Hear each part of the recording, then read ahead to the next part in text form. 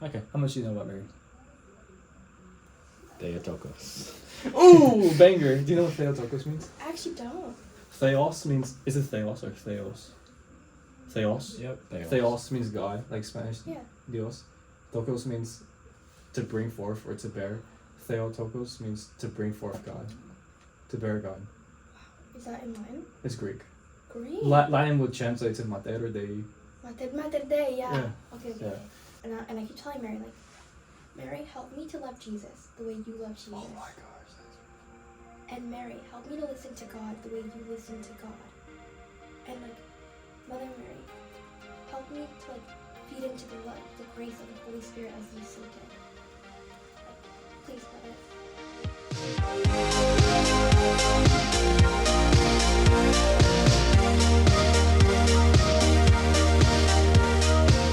Hey guys, it's A1 Apollo Perez and welcome to the Blessed Fall Podcast. I'm here with my co-host EJ and we have a special guest. Introduce yourself. Hi, I'm MJ. My name's Marjaine, but I go by MJ, and I'm excited to be here.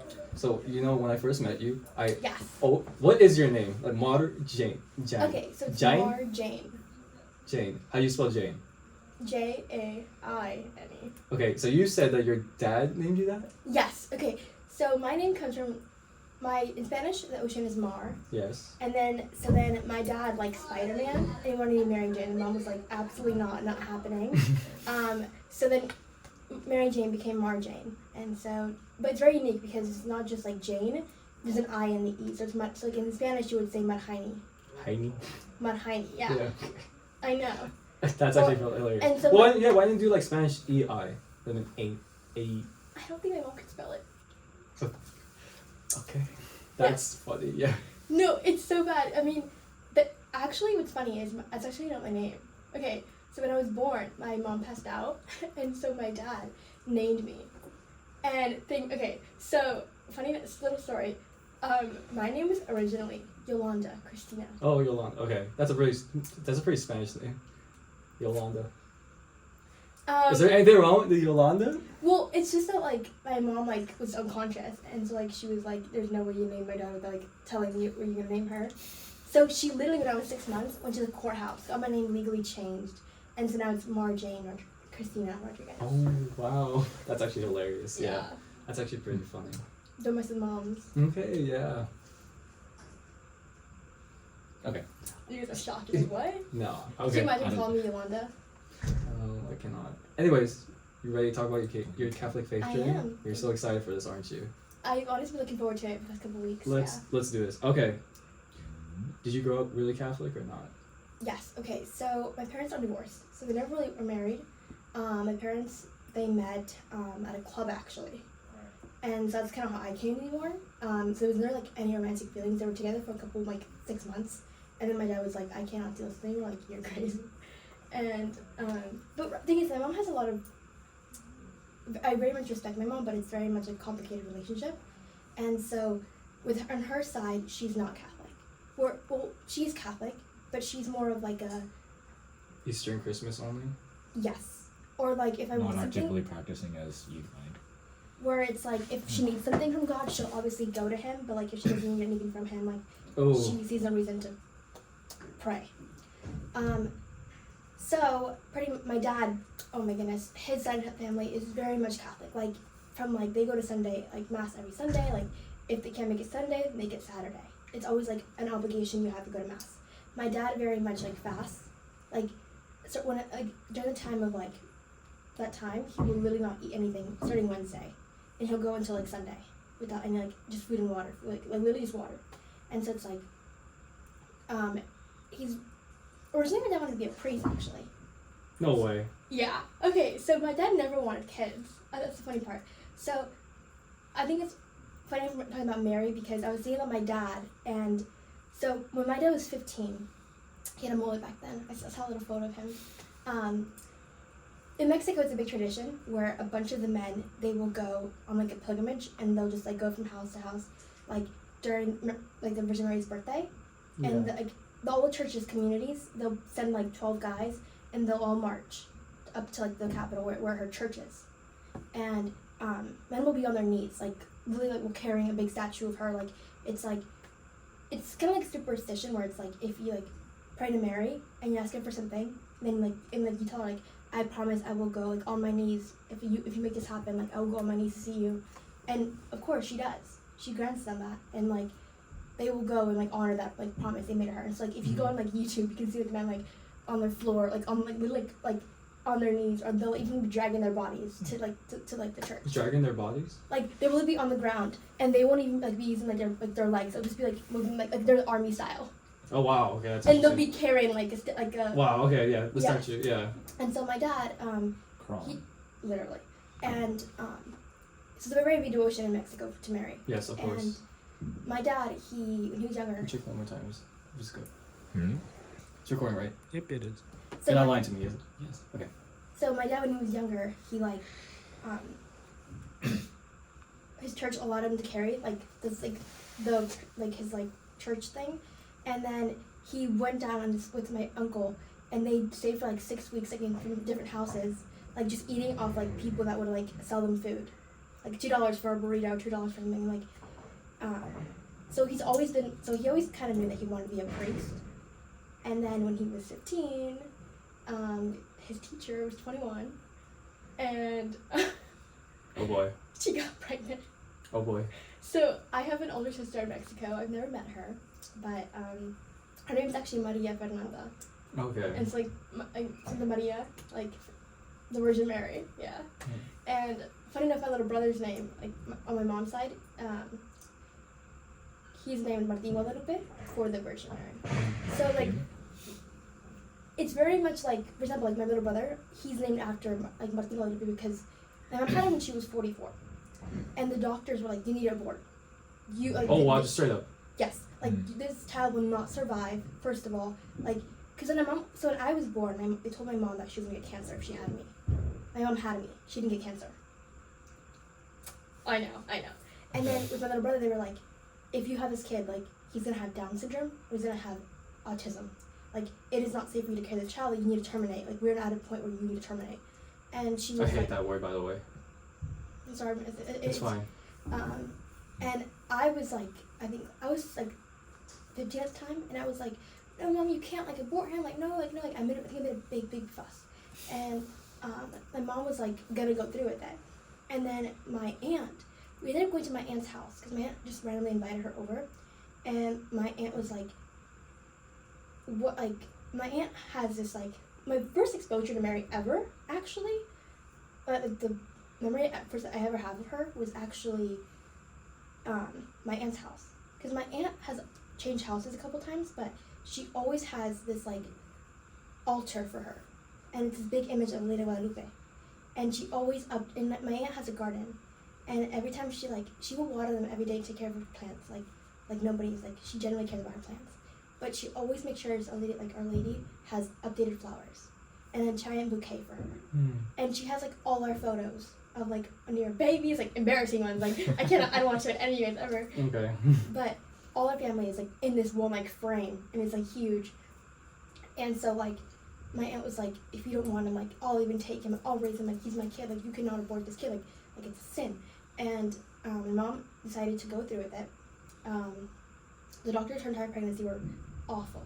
Like they would do exams and they were like, "Yeah, he has autism. Like, yeah, he has Down syndrome. Like, and so they would try and encourage her, like even past the point where like she was 7 months at this time, like she could not abort like anymore, like that's a baby."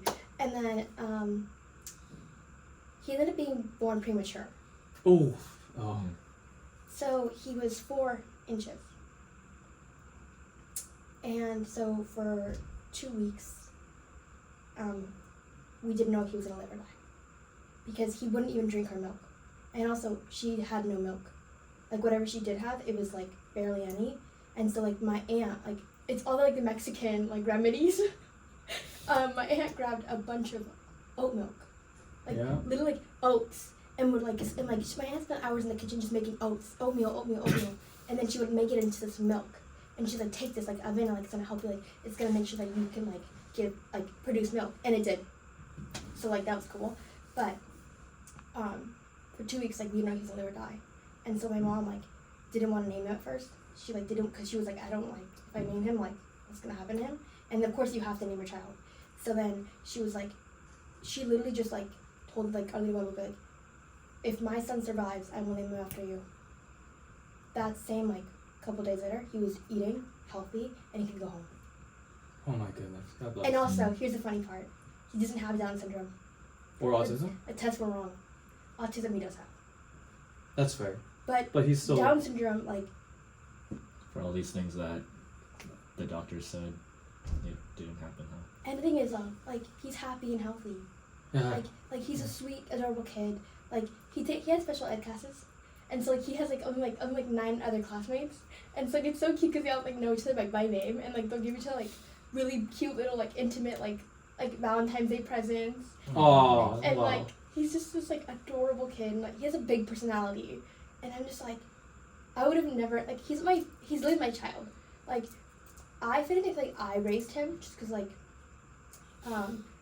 for a long time, like funny enough, his first word was actually mom, and it was to me, because my mom was not home, and so like I very much like took care of this kid, and I feel like he's my baby, and so like I don't know, it's just very cool, but it's like I would have never met this person that made me better, like had that he like been terminated. So it's definitely interesting. God bless. Wow. Yeah. Awesome figure Yeah. for taking care of her. Yeah. I'm going off track. Sorry. You're fine. Where's your Catholic faith in all this? Yes. Okay. So my dad. So I lived with mom till I was 5, and then the court decided it was not safe for me to be at my mom's house. And so they relocated me to my father's house. I stayed there for 2 years of my life, from like 8 to 10. So my dad always went to mass, and so I just kind of like grew up like at the time he was remarried, and I had a little brother who had just been born. So like I had never met his wife before. It was just like that day that the court was like going to dad's house was the first time I met her, like the kid, like my little brother, and I was like a 10. I was like, what is going on? And so yeah, after that we went to mass every single Sunday. Like that is where he taught me everything that I pretty much like know in mass, like anything like that I follow tradition wise, like was implemented by my father. Where like we don't leave the house unless you touch the Bible, and then like you cross yourself. Like before you eat, you always say grace. After you eat, you say grace. Like you don't put your elbows on the table. Like you don't like pretty much it's like no phone, like no elbows on the table, like and very much like even now like my dad has it. It's like half his like dining table is like it's like chairs, and then the rest is just I can say Michael the Archangel, so many candles, and this like big cross like crucifix of Jesus. Yeah. And so it's like you're just eating in this little corner. And then there's just Oh wow, that's actually hilarious. That's pretty funny. not too many guests, huh? Or No, that's why it's funny. it's just you and your dad. That's it. And so part of that also like my dad was very much into movies, but like black and white movies. So like he wasn't into like of like the recent movies. So growing up, I would like he wouldn't like buy Dish. He would buy like the cable, Yeah. and he would just be skimming through like a bunch of movies, and he would always make us watch like the Passion of the Christ, and like in Mexico there's thing called posadas, where it's like when Jesus, Mary, and Joseph are like about to have Jesus, he ends up getting it in a barn. Yeah. They're asking for like Yeah, you go place to door to stay. door. Yes. And so my dad always like was very involved in the church where he would have everyone come to his house. Like I grew up where it's like you serve your church, you know your priest. And the thing is, I grew up like after mass you always go up to the priest and you kiss his hand. Mm-hmm. Like my father never gave me a hug during like give each other the peace. It was always he would turn to me and then like kiss his wife of course, turn to me and then give me his hand. And I'd have to like kneel and like kiss his hand. Like so it was very much like I grew up with it's like the man is the head of the house, and then it's like the woman like my stepmom doesn't like work. She just like cooks, cleans, and like but she's like an amazing like mom to my stepbrother, you know. So it's like and a little sister now, but like it's very interesting how like I just grew up with like kind of like traditional Catholic household, but it was also like very interesting because like Jesus wasn't really like someone I had a relationship with. It was more of like this is God, and like you have to love him, and I was okay with that. Yeah, but I was okay with that. I didn't need to know why. Like I didn't need to know a why or how. I just knew that like I love Jesus, but that was like That's it. Yeah, and so 2 years later, I'm back with my mother, and I'm around 11 now. And I was in class, and I was hearing my friends saying, like, oh, like, confirmation classes and, like, communion classes have started, and I was like, I want to do that. Like, I want to get confirmed. I want to get my baptism. Like, so, funny enough, all my siblings, thanks to my dad, I'm very grateful and blessed for that, I'm the only one that's actually baptized. So, on my mom's side, I have 3 siblings, and none of them are baptized. So, it's very interesting because, like, when I was 11, I was like, Mom, I want to take these classes, like, I want to get my confirmation, my communion, and she was so against it. She was like, are you serious? Like, I already pick you up from school, I don't have to pick you up from, like, your confirmation classes, your communion classes, like, I have to take care of my day, like, I have to drop you off and pick you up later that night, like, it's not happening, I don't care. And she's like, are you paying for it? And I was like, it's $125, please, like, please. And she was like, in the book, and so, like, it was just a big argument where it was like, you're not getting confirmed, or your communion. So I remember, like, I threw a fit like nobody's business. And I was like, I will walk there. Like, you don't have to take me to mass on Sundays. I think I'm, because you had to get, like, a stamp card on Sundays, like, to prove that you were at mass. Yeah. So, like, you had to always like cards, and you put it in there to prove. It's like, I was like, I'll walk there. You don't even have to take me. Like, right. I'll walk. You just have like a card you put in a box. Yeah. No, it's like. But you had a stamp card. Yeah, and we had to go to, like, after mass and wait in a line for them to stamp it, like, by hand. Mm-hmm. So, like, she also hated waiting because I was a very impatient person. Like. Oh boy. So, for the, like, but the thing is, there was always something in me that was like, I, like, compared to most people, like, I, like, didn't really understand my faith, but I was like, I fought for it. Like, there was a part of me that was like, I have to do this. I have to get like my first communion. Like, it, like, and it was there was no pressure for me from anyone to get it, but it was like I put it on myself. Where it was like, this you know. Very self-starter if you see. So yeah, so like, pretty much she would never walk in with mass with me. So for 2 years, like, communion, she would just drop me off, and I would just, like, stay in, like, the mass, and then, like, it was always interesting because it was like watching all these, like, families, like, hold hands and, like, give the peace, and it was always very awkward when, like, I was there myself. And it's also, like, especially with Spanish mass, like, they're all come in families, and so it's always like the last person, like, in, like, a little corner, like, just, like, shrinking it. I remember sometimes, like, I would be so embarrassed that I was by myself that, like, I would go into the children's room, and I would just sit, like, with there, like, in all the chaos, because I was like, this is better than, like, being, like that. And so, like, I think from that, like, so, like, it was very, like, I like, loved God, but at the same time, it was, like, this is so hard. Mm-hmm. Like, this is really hard. But sure enough, I got my first communion, and that was a very big blessing in my life. And then, of course, 2 years later, my confirmation comes up. Same big deal. But yeah, she, like, you would thought she would open up to it, because, like, thing is, like, when, like, my communion happened, like, she was very happy, and, like, she was always, like, telling everyone, like, she got communion, but, like, she didn't, like, want it, like, she didn't really, like, try and make it a big point for me. And so, like, it was very interesting, like, but so yeah, that was most of my, like, and then with my siblings, like, I would constantly tell them, like, oh, I'm going to mass, and I would try to get them to come with me, and it was like, no, I'm not even baptized. I don't even go to, like, mass. Like, I'm not even Catholic. And so it was like, okay. And yeah, so then that was pretty much most of my upbringing. And then after I got my communion, my confirmation, and I picked my saint. Who is? Yes. So my saint is actually, okay. So I'm a little interesting because You're a little interesting. I looked up a lot of saints. Okay. Like, for weeks. Like people, like, most of my friends, like, my little brother, he just got confirmed. He picked his saint because he loves soccer. And his name's Joshua. So he picked his name based on his, like, with the same name as him. I put, like, so much thought into it. I was like, it has to be the perfect one. It has to, like, it has to be, like, calling me. So my saint is Saint Deepna. Yes. Yes. Yeah. She's a patron saint of anxiety and, like, mental disorders and, like, incest as well. So, incest, like, really? Yes. So incest, mental, because her father was her father was pagan, Yeah. while her mother was a Catholic, and her mother secretly taught her about Catholicism, And so when her mother died, her father, the king, tried to marry her, and she fled from him, and he actually ended up. So she's a martyr by her father, and so she's a picture of incest and anxiety, mental disorders, and like depression. And at the time, like I've always had really bad anxiety. Like I have clinically diagnosed like PTSD and like depression. So like she just really called to me, and like she's in my scapula. Like I've ladies in mountain now, and then of course St. Deep on my back. So like her face really was got your back, huh? and my front, literally. No, I'm serious. Like you guys think I'm joking? No, it's okay. It's okay. Um, What do you mean? Sometimes my head is empty, like head empty, and then you just say "it went out," and it's like, but sometimes I do it to you too, so I don't know. Anyways, yep. See? Look at that. Point the camera. yes. Okay. Those so, are beautiful. Thank you.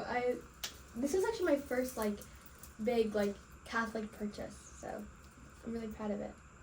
And yeah, so You got confirmed now. yes, I got confirmed, and You're then 14, 13? oh my goodness, I was 15, yeah. And after that, I didn't go to mass because I What didn't happened? drive.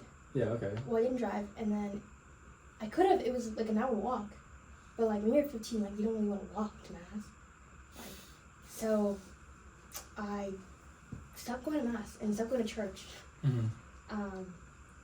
Like my first time back at mass, other than like when I would go visit my dad like randomly. Actually, okay, so after that, I kind of just got really into the world, and then at 16, Was it because you had like internet and like the voices were, the culture was telling you what to think and what to do and how to act?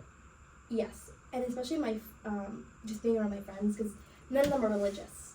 Well, they're Christian, but like that was it. So like none of them are religious, and like my friends are all very much like I love them, but like they're all crystal girls, or they're all like feminists, like hardcore feminists, and so like I love them very much for it. And so there was never like any pressure to go to mass, if that makes sense, Yeah. from anyone. They didn't really hold you accountable to go. Yeah, so- with. Interesting. What happened to you, like your excitement for the faith? What happened to defending it, as you said earlier? Yeah. Okay. Here's what's I think is why I want to talk about Mary so much, is because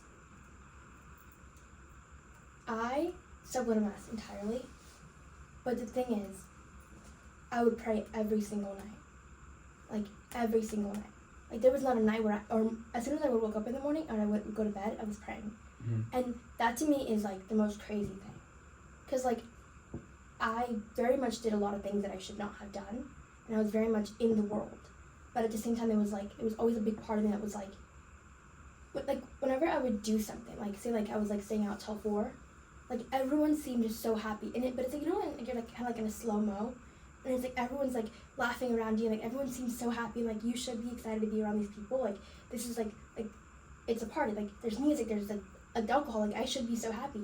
And it was like always a part of me, I was like, something's wrong, and I would always be like, I'm so anxious. And There's now a disconnect for that. Yeah, the emptiness you feel inside when you like participate in the world, like there's nothing, you never get any true happiness from it. yes, I mean, like but the thing is like I always blame it on anxiety, right? Is that what it And was? I think now that I'm discerning, I think I'm able to discern between what's like the Holy Spirit being like, this is wrong, and what's anxiety. Oh, this is interesting, yeah. And so I always felt like, it's like, I think there was always like something pulling me like this, like, no, don't. And so like, it definitely kept me from a lot of things like that I'm very grateful for. Like, it protected me from a lot of things. But, I mean, I still like I still very much claimed Catholic. I always had a cross on my neck. Like, I made this into like a different necklace, but this was like the necklace I would wear. And, okay, so on my confirmation, I was given like a medal of like a pendant from Mexico, like of gold, that was like of the Virgin Mary, right? Yeah. And I had that on my neck for years, and I would always like wear it, and I would wear it proudly, like so everyone knew I was Catholic, but like, I wasn't a practicing Catholic, right?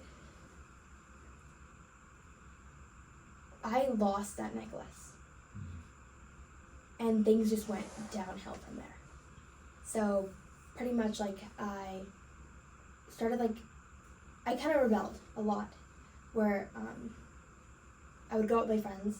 Like I would stay up till like 4 a.m. Like I would constantly go to parties. Like it was very much like a. I was in high school, and I feel like I partied more in high school than I did college, and I was in a sorority. So like that to me was like worldly, and I would like sleep over at my guys' friends' houses like all the time. Like I was never at my house. It was always like at their bed. Like, and I was like always like sleeping.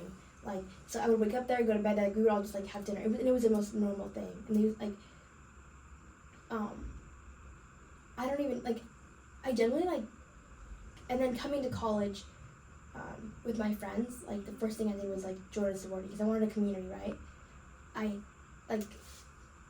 So in wanting a community, I just like was like, oh, what's the best way to make friends? Like join a sorority. So I did, and I was in it for 2 years, and I met some of the most amazing in my life. But like, I would always tell them like, yeah, I'm Catholic. Like I love God. Like I would not be where I am at UCSD if it weren't for Him. Like. What year are you, by the way? Yeah, second year. Okay. So I always thought I keep thinking your first year. I'm sorry. She's more than that. She's much more than that, actually. God has her back. Anyways. In my front, but And your front. Okay, go. But. Okay, continue. I thought it was funny. I don't know. It's funny. It's I'm funny. not funny, guys. I'm not funny. But during that time, it was always like. You don't have to be.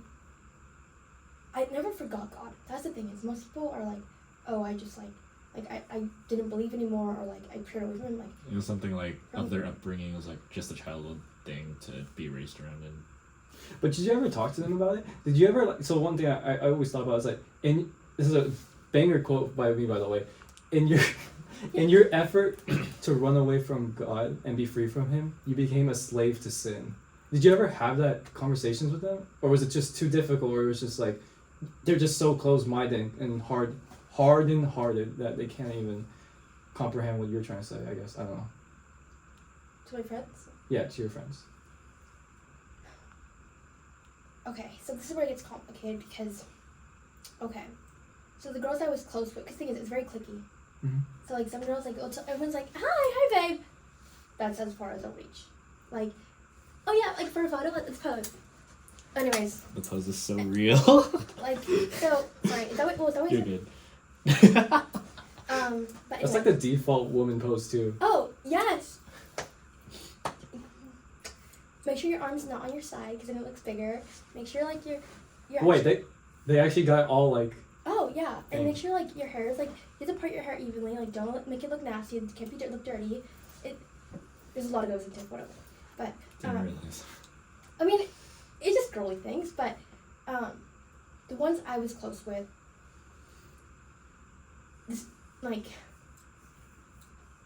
Okay, so for me it was like I very much would give God credit for everything. Like UCSD, I never said it was me.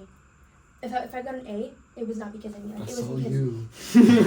yes. Like I would always give the glory to God, cause like I was like everything that I have or don't have, like it's God's like God gave it to me, you know. And so I would always pray to like the Virgin Mary, like for an exam, like every night, like every morning, like I would say Our Father, or Creed, like I would say like my Saint Deepna prayer, like, and most people forget their saint, and I was Which so, is sad. Like no, I'm like how can you like forget your saint, like. I'm gonna show you guys the phone case that I had, like the lock screen. I just changed it recently. Not all folks like But enter that was intentionally. my lock screen for years. Like it was like You the got speed dial. Well, you speed dial. It's just a wallpaper, bro. No, like ready to access it. I know, but Yes. it's just not. It's not speed dial. I mean, and then I have like Mother Teresa's like Oh, Like- beautiful woman. her like humility, like and like what to practice, and it's like for years, like people met me, On like speed they look at dial. my phone. Oh, she's Catholic, you know. Were they ever intrigued by it?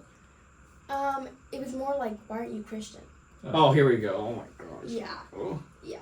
So and then they were So you're surrounded by a bunch of white girls who yes, don't even know the difference, yeah, and they grew up in like their Bible-loving Protestant church, like Baptist or evangelical, yes. but not like Catholic Christian, like Catholicism, that version of Christianity.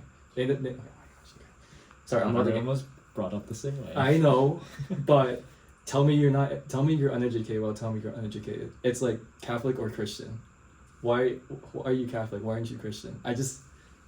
Okay, all, continue. all Catholics are Christians, but not No, all Christians are all Catholic. squares are Oh, I rectangles. don't like that phrase. All It's like squares- trauma. Trigger warning. All Oh. squares are rectangles and not all rectangles are squares. Anyway, sorry. There's only one true church, but That is true.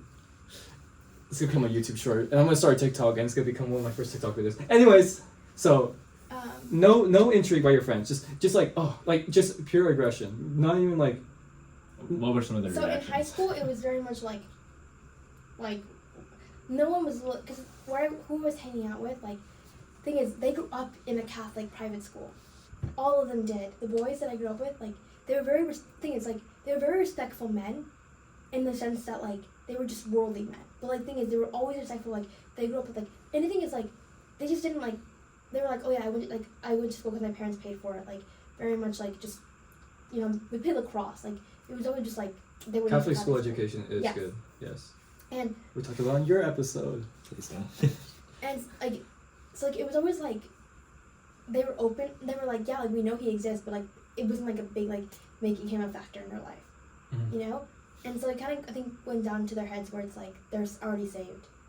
Oh my gosh, yeah. I That didn't get that part. that is not a When I was Catholic taught. position. It's- It's not Yeah. we're faith and works by Yes. faith and grace, but in their head it's well Jesus forgives anyone. So I think the motto that a lot Wait, of so us they say Jesus adopted- forgives everyone, but if they have a bad lifestyle, all they can do is just say, "Oh, Jesus, save me," or "Forgive me," and that's it.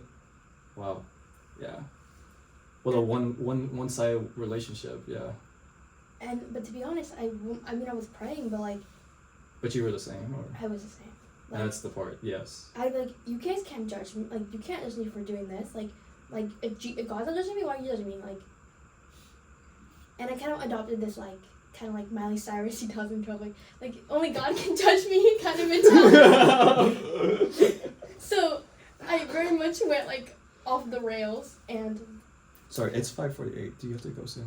Not entirely. Nope, not yet. Okay. Okay, so when I joined a sorority, I have a lot. So I think the biggest reason why I did all that was because I was trying to first I wanted to fit in because I was also the only Mexican in my friend group. You just found or you were white passing.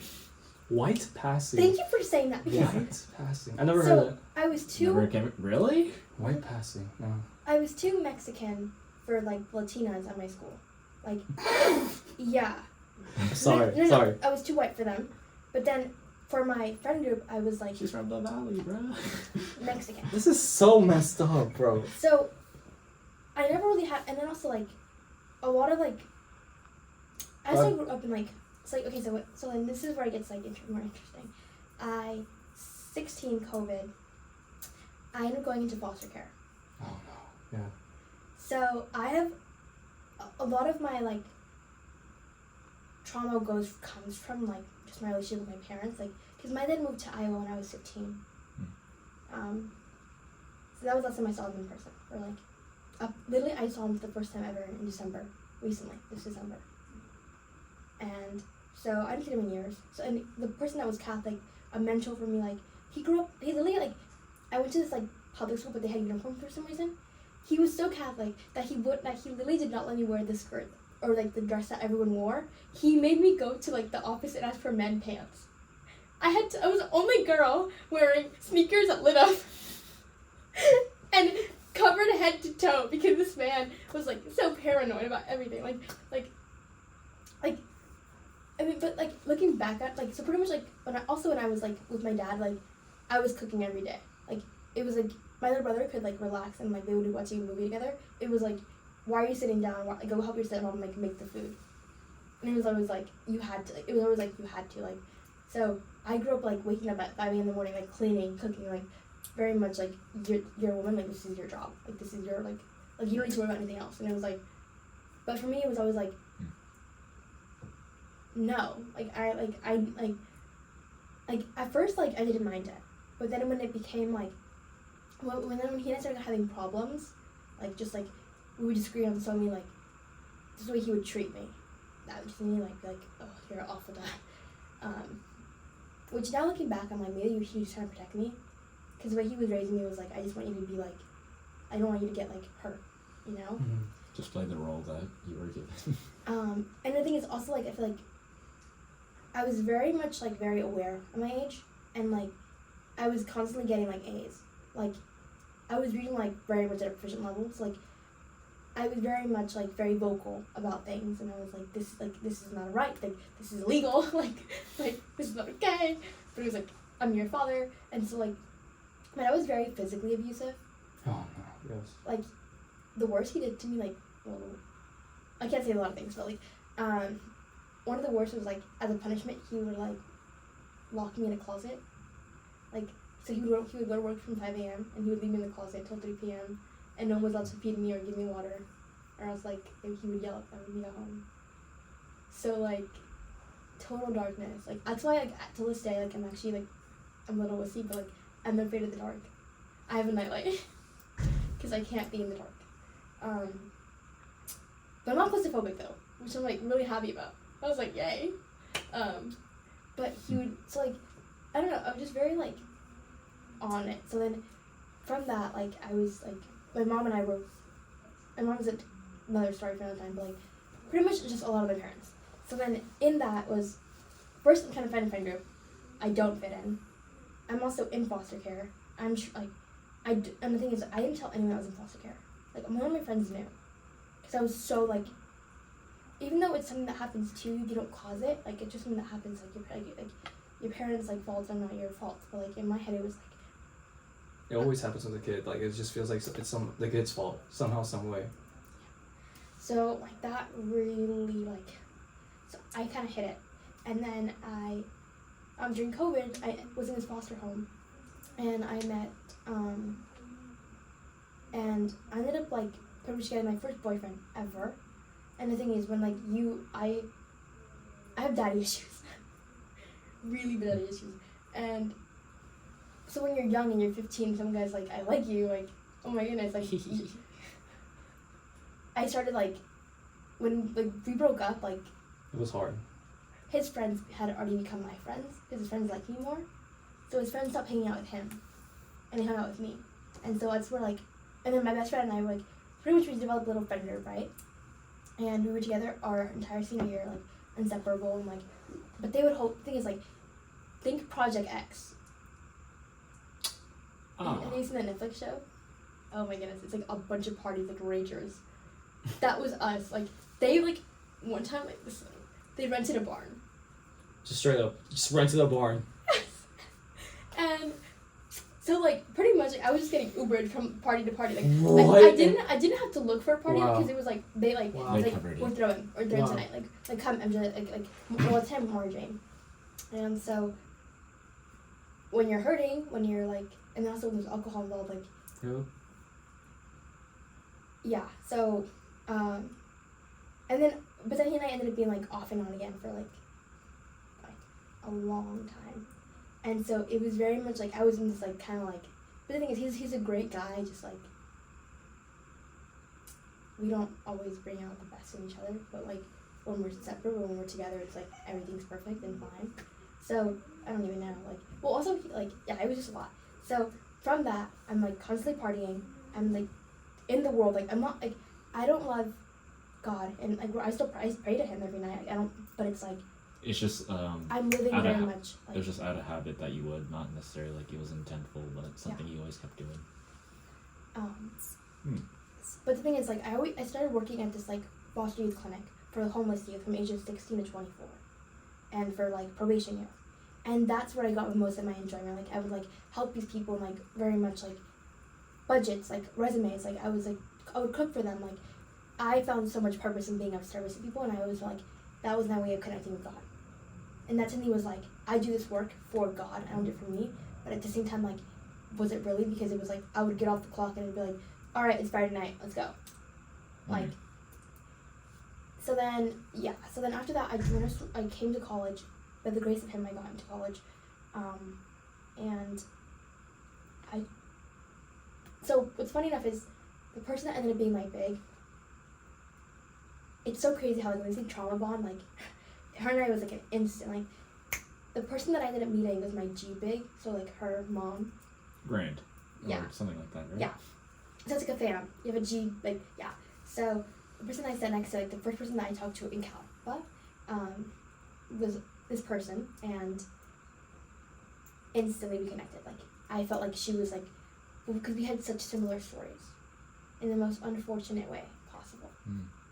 But it was like I felt so instantly comfortable that like, and then after I talked to like my big and I had a one-on-one, like just we hung out and like we baked desserts and we baked cupcakes and we watched Euphoria and like we like went to like Marshalls and then tried out a bunch of clothes and like just like goofed off and like we're girls and like we put on One Direction and danced in our little matching boxers and like cute little Budweiser shirts and like cowgirl hats. Like I felt like God had really placed her in my life because it was like they get me, they understand what it's like, but like, and I had not met anyone that understood like or saw me, right? So from there it just constant going, and I didn't really like, I was still thinking about God, and like I like had a Virgin Mary like little like, you know, in my room and a little candle for her, but that was it. And then this December, this is when I get back into the faith, like truly get back into it. This December, I go to see my dad for the first time in like, since like I was like literally 15. So I'm like, I was 20 like a couple years, and it's so hard to act like, at least for me it was so, because I had not realized like I had never forgiven this man. So like I made myself miserable by being in hatred. Like instead of enjoying the trip, like looking back now, I'm like, I was pessimistic even before I even got on the plane. I was telling my friends like, he's probably gonna be like such like, I don't even know how to look at him. Like the thing is I was only going because my little brother and I are really close, and he'll like FaceTime me like every single night. We like FaceTime and like he'll update me. He's 12 now and he's just like the cutest little thing ever. Don't call me cute. I'm like, I'm handsome. I'm like, oh dang. I'm like, oh okay. He's obsessed with Ronaldo, guys. Like, I'm a Messi fan, and he like gets so angry. But I'm not even a fan of soccer. I just like tease with him. I'm a Messi fan, and he is like so upset. But in that, I like seeing him just brought up a lot for me, because it was like I just kept blaming him. Where I was like, you could have prevented this. You could have prevented this that happened to me. Like you were never in my life. Like you would never only call me when you needed money. Like I would like how is that possible? Like how am I sending you money? Like what? And so it was just a lot of anger. And then seeing the way he was with my little sister, just like I don't know why, but it just made me so jealous, because it was like he's like the perfect dad to her. And like very much like I don't even know. And now looking back, I'm like, oh my goodness, like you can't, like if you don't forgive someone, you make yourself miserable. Yeah. You know? And so like now like, so when that happened, I was there for like a week, and then we ended up getting into this huge fight. We just started going at each other like in the car. And the thing is, at the time, it was over, like, believe it or not, it was over politics. So at the time, I was very, like, and the thing is, like, I guess, like, for him, it was, like, seeing my tattoos, and then just knowing that, like, I was in a sorority, and, like, for him, it was, like, who are you? I do not recognize you. Like, this is not, I didn't raise this. Yeah, that exact word. I did not raise this, yeah. And among other words, and I was just, like, and for me, it was, like, well, like, but shouldn't it matter, like, at least, like, if I'm a good person or not? Like, I happen to think I'm a pretty good person, Dad. Like, and I was like, and also, like, you're allowed to have tattoos as a Catholic. Like, you're allowed to, like, in this, like, it's not a sin, but in his head, it's, like, no. Like, he's very traditional, where it's, like, you should never even have. I'm like, you're thinking Old Testament, like, so, like. What are you talking about? So, like, he quoted a bunch of Bible verses to me, like, about the tattoos. And okay. I was like, yeah, this is in the Old Testament. And, like, for him, it was, like, it's all the Bible. Like, like, for him, it's, like, the Bible is sacred. Like, it doesn't matter if it's old or new. Like, you go by everything. Yeah. So. I mean, we could ask him certain questions and see if he's. Yes, please. No, but yeah. So we had this huge argument over my tattoos, and then over like, because for him it's like God. Like for him, God is like everything. Like he will go to the sacrament. Like I just found out this recently. Like he goes to the sacrament. Or my siblings are in confirmation classes. He will literally like be in the sacrament for an hour. And the thing is, my dad can't receive Holy Communion, right? Yeah. He can't. But he still goes to mass.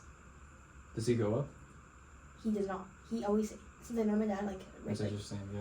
because he can't, because he's very much in mortal sin, like Yes. marriage, like adultery, you know, just, and he knows that very well.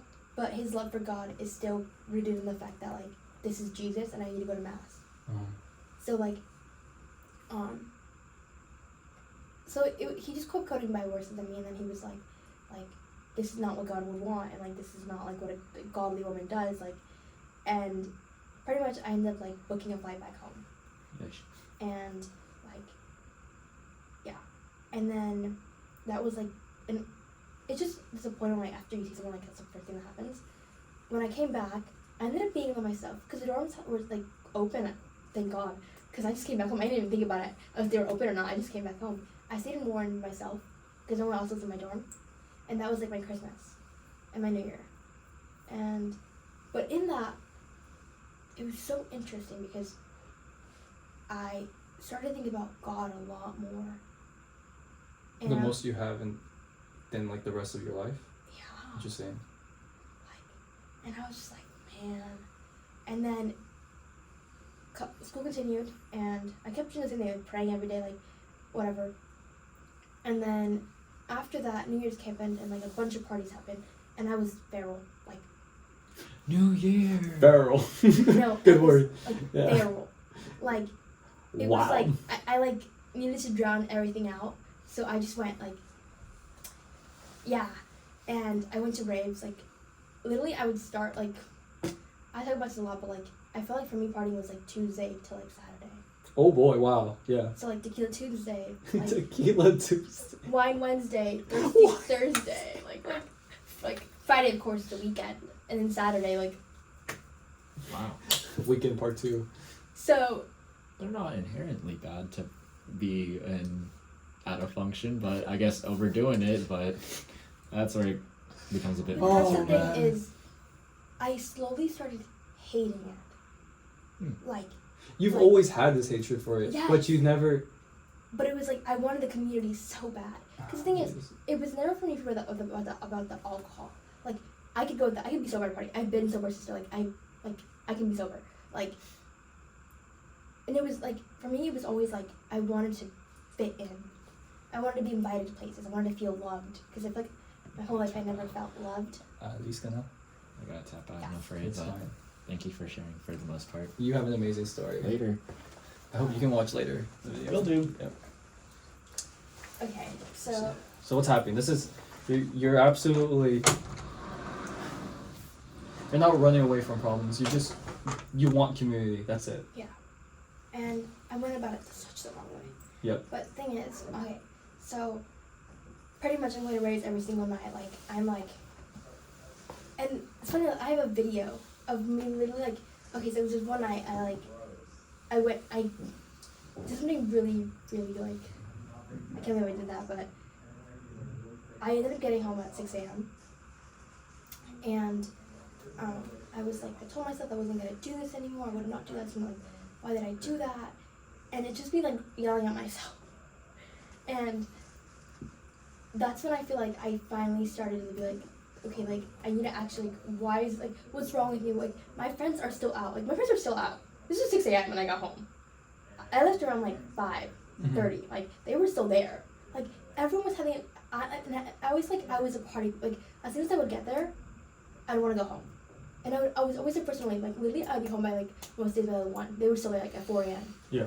And so it was always like, why am I so weird? Like, and after that, I stopped going to parties because I was like, I just need a break. I need to like, just like get my mind right. Like, and also like I was like, my liver needs a break. Like, and then funny enough, when like, after that okay, hold on, let's go back. The reason why I kept thinking about God a lot more is because when I was with him, he would have us watch movies, but only Catholic movies. Yeah, you said Passion of Christ. Well, now he had adapted to like actual like color, thank the Lord, but YouTube. Okay, first of all, he loves Hallmark movies. Okay. Wow. Yeah. But there was this beautiful. It's actually a very beautiful little short on YouTube, and it's a little short film, but it's like in a character style, and he made me watch it because I don't even know why he did, but he did, and so because he wanted me, and then after he like had me watch it, he's like, I want you to watch. It's called El Gran Milagro in Spanish. Yeah. And it's just this really beautiful story, and it's like, and it mentions your guardian angels, and I had not even thought about mine. So Really? I didn't think it was true that we had them. Yeah. So after that, I actually started to like pray to mine. Mm-hmm. But after watching that movie, it was talking about all the souls in purgatory, and like. Did you even know what purgatory was? Oh, of course, but like, I didn't realize like the angels are always with us. And I started thinking about purgatory more, and that's when I told myself like, God, like, I'm sorry. And when we went to mass that night, because it was like during the holiday time, like I just remember like I could make after like. I just like was kneeling and I just couldn't stop crying. Like I just couldn't stop crying. Like it was like like you know when it's like you have like a weight and it just goes away. Yeah. It was like that, and it's like and then looking at our Blessed Mother, like 'cause there's Lady of Guadalupe, like just a picture of her like next to Jesus, and it was like, my goodness, like. Okay, so that's when I started thinking about God like a lot more, and then I start partying, and I ended up that night with my dad. I had literally looked up Catholic Bibles, Catholic journals, and I found on the App Store Hollow. There we go. The Hallow app. Hallow app, you saved me. You're the reason I'm here today. God blessed. What month is this month? Yeah, okay, that month is I just download it. Okay, hold on. I download it in December. Yeah. But I don't open it until February. February. That's so recent. Wait. No, I don't open it until January. Yes. That was 4 months ago. Yeah. God bless. What happened? Okay.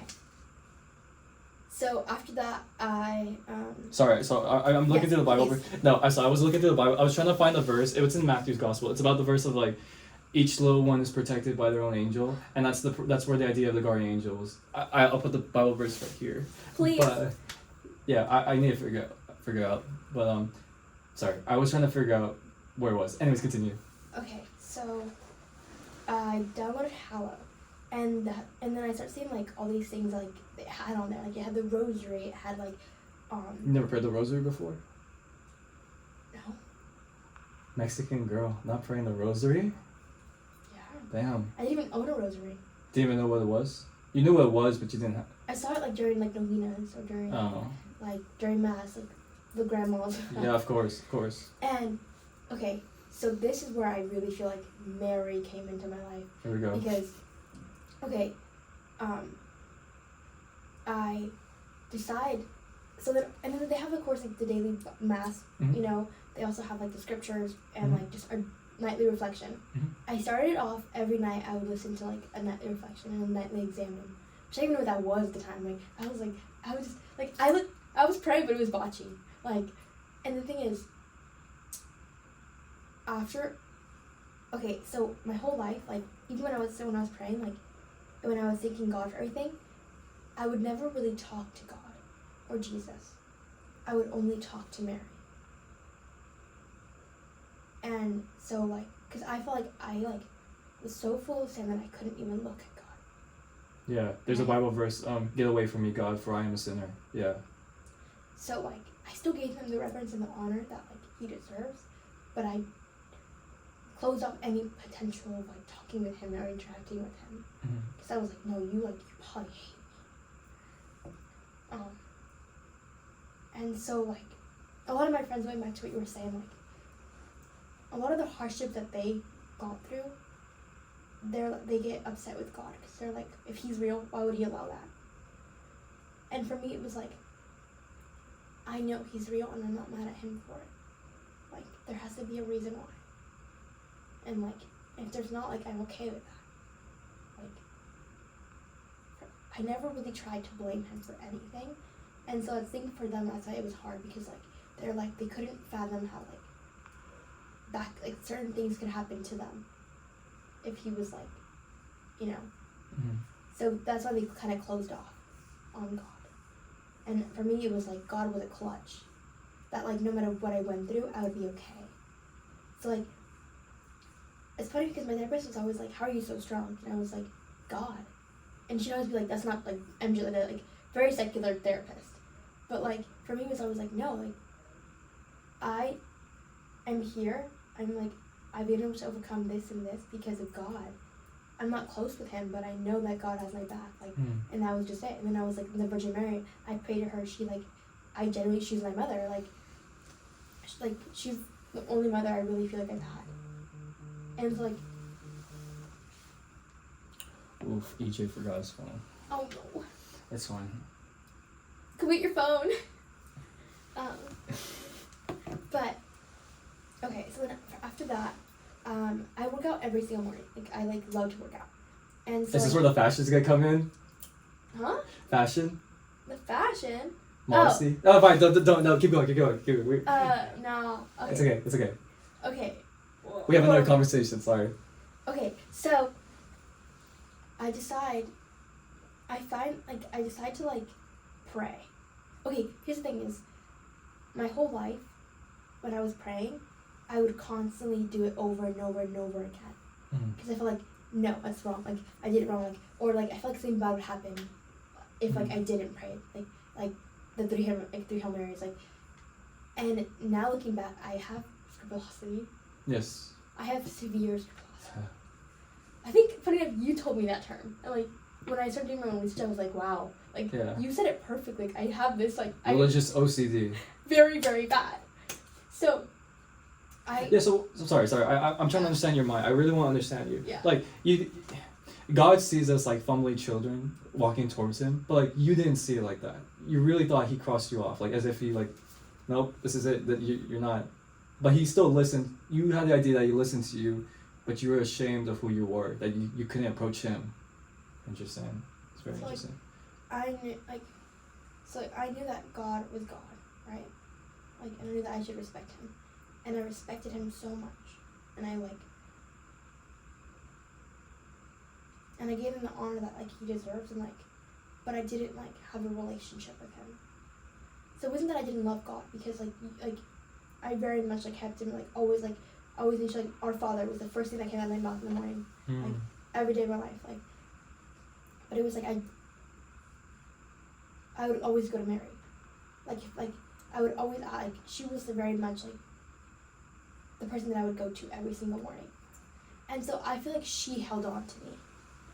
Like, because if it hadn't been for her, like, her and her image always in the back of my head, like, I don't know where I would be. Like, truly. So, okay, this is what's funny is, now this is where it gets into it. I start praying the rosary while I'm, like, on the, like, literally on the treadmill. And there's this quote. What quote? Okay, it's like, either, when someone prays the rosary, either you, like, stop, when someone's sinning, either you stop the sin, or you quit the rosary. But you can't do both. Oh my gosh,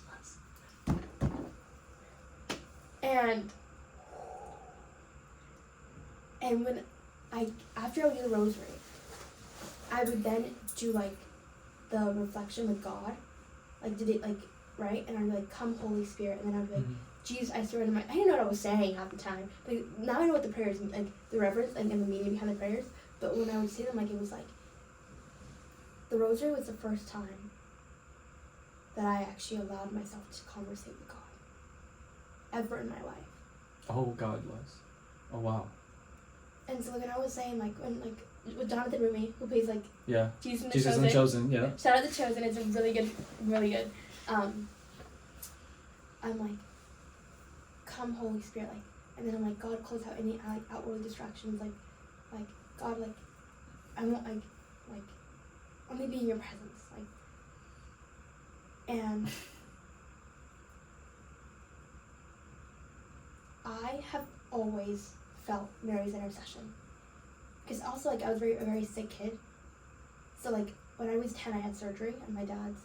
I was not meant to live past, like, if I had not arrived in the hospital within the hour, I would have died. Because my organs were, like, shutting down. Okay, yeah. like, it's like I've always like felt like she was the one that was like always protecting me, right? Okay. I asked him, I was like, I can't look at you, and I don't want to ask you for anything. I just want to thank you. Like, thank you for this, thank you for that. And I was like, but like, can you like tell me if you like help me to be kinder, help me to be more compassionate, help me to like treat my neighbor with respect, like just like, you know, asking for these big graces. I don't know how. This is the first time you ever opened up your heart to God fully, committedly. I allowed him, and I remember I turned off the treadmill, and I'm just like, and this time I'm just like talking, and I'm like, and then like I'm looking at my sweater, and mind you, I'm in this like tiny little bra workout shorts, and even though like there was no one physically in the room with me, I knew that like something in the air just shifted, and it was like, hold on. And I remember like just grabbing my sweater and putting my sweater on, and I was like, and I turned off my treadmill, and I was like, I can't like it was like, how am I can't come to you like this, like this is not how you want me to come to you, like first. And so it occurred to me that I had to fix myself, and so I asked him for this so then after that I started praying to him every morning, and this is the first time not like praying to Mary. I was talking, like, I was actually just not praying, I was talking. And I'd never done that. I was like, when you talk to God as you pray, right? And I was still praying, but then I would go into more conversation. Yes. I would be like getting ready for school, and I would like be like, oh, I'm going to the store today, like I have this class day, like I'm gonna do this, do that today, like may it be your will, like hope it all goes well, but I know that you're like I'll be okay. I asked him for a sign. Like, I can't remember what it was, but I remember my best friend, I called her, like, because when I was getting close to back into the faith, I called my best friend, and, like, she's not Catholic, but, like, she, like, she'll listen to me when I was talking about, like, all these things, and I was telling God that I really wanted this sweater, and it was on my Pinterest board. I had added it to Pinterest literally that night, the night prior. And I was like, I really want this sweater, God. Like, I'm gonna go to Marshall's today. Like, hope I find it. Like, I just like, mind you, this like sweater you can't really. It's kind of hard to find. The minute I walk into the store, it's the first sweater that's there. No, stop. And mind you, it was a limited edition little boutique from LA. And wait, what? Yeah. What was the sign you wanted God to tell you about? Okay, you see the sweater, but what's this all about? Why? What was the point of the sign? Why? It hit me that like you haven't forgotten me,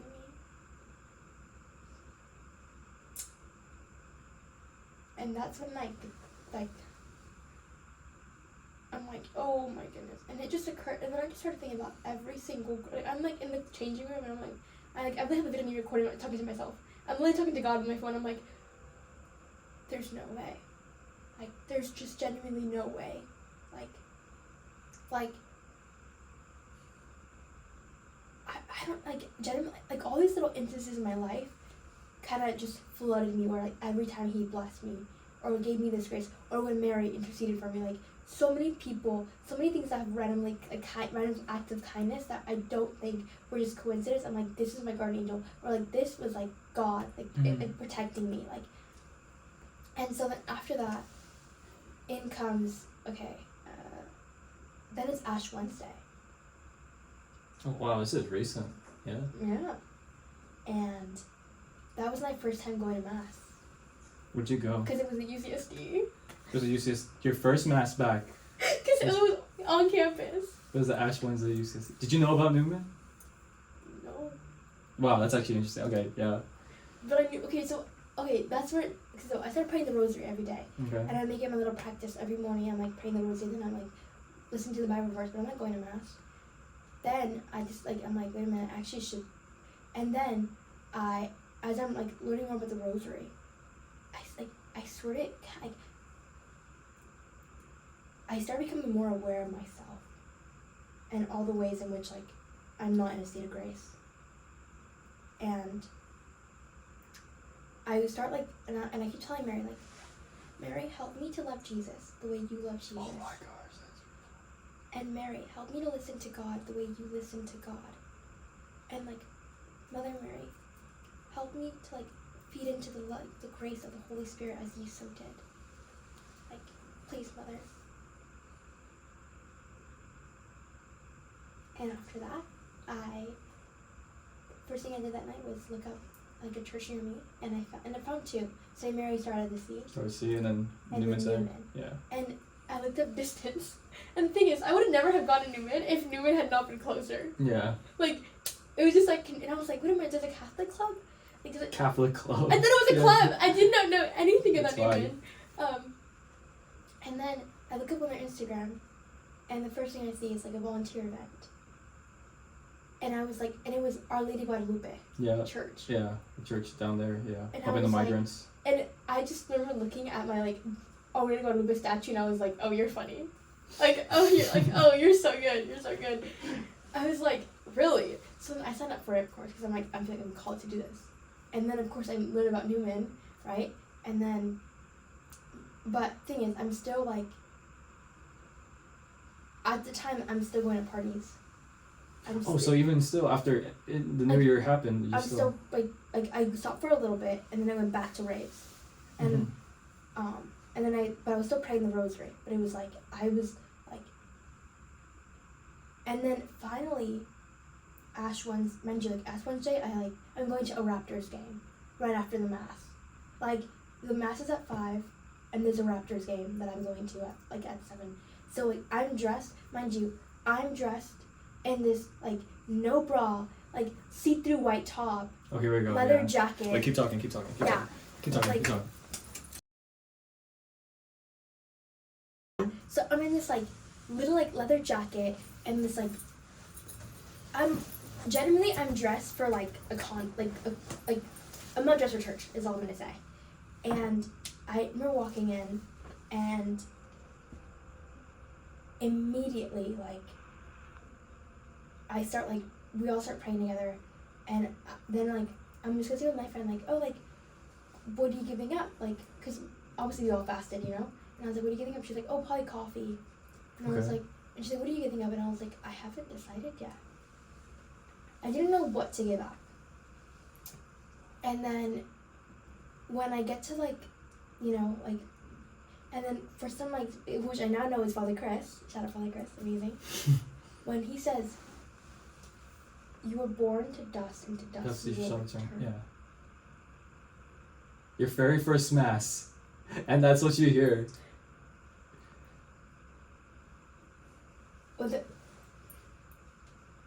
I was at that Raptors game, and that entire night, I'm just with the Ash Wednesday. Like, mind you, I'm getting weird looks from everyone around me. Like, everyone around me is like, cause it's, you know, it's like everyone is Catholic. That's the first thing that comes up when people like, and I'm just getting like looked at weird. And my sorority sisters are like, you know, it's like, oh, you're Catholic. But I was like, no, I'm not gonna be ashamed of it. And then when I get home that night, that was when I was like, no. And I was like, what can I sacrifice? I was like, and then I started thinking, and then in that, Mary truly helped me love Jesus more. Because what did I love other than Jesus? What was I constantly doing? Other than, like, now looking back, I'm like, oh my, this is why I felt inclined to give up this. So, I gave up music. Secular music. Okay, secular music. I was gonna say, if you gave up music, like, wholesale, that's tough. Which meant that, like, no, I gave up all music. You did give up all music. Except Christian music. Okay, sure. And hymns. Okay. Which meant I couldn't go to raves anymore. Oh boy, yeah. I didn't think about that. Which meant I couldn't go to parties anymore. Yeah. Because What's a party without music? And what's a rave without music? So, that began my journey. For the first time in 2 years, and like, since like college, I was staying home at night. I was like, I actually got to So the first time you finally stayed at home. Well, your dorm, but you know. Yeah. And I got to cooking again. Yeah. And I found a passion for it. And then I started actively like praying more. and then I just like got fascinated with like, I ended up buying a Bible and I started reading scripture at night, and then I just like bought the catechism, and like, whoa, I realized all the things I did wrong, and then I was and then after that I decided I was gonna go to mass frequently, and so then I. By the way, when did you buy a veil? Oh, okay. This is where it gets beautiful. Okay, so this is why it's also Mary. I'm telling you, Mary's like, okay. So as I'm liking more TikToks, more Catholic TikToks. No, all my reposts are just Catholic, like me like proving like Protestantism wrong. I'm so passionate about it. Me too. Like I repost, and it's Catholic. I repost. Like they used to be like about like girly things like this and that, and like, or like just like, I don't even know. Like now they're like all like just Catholicism, and yeah.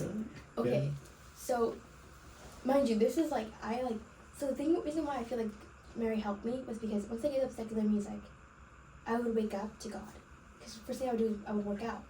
So I'm working out to like, and God is the forefront of my workout. Then God becomes my forefront when I'm like literally walking to class. Mm-hmm. I start like talking to him more when I'm literally like going to bed. Like Jesus became the center of my life for like those 40 days. Oh wow. And I would wake up, do the rosary, and then just listen to music that was about Christ. And then sometimes I wouldn't even put music on, I would just talk to him. Talk to God when I walk to class.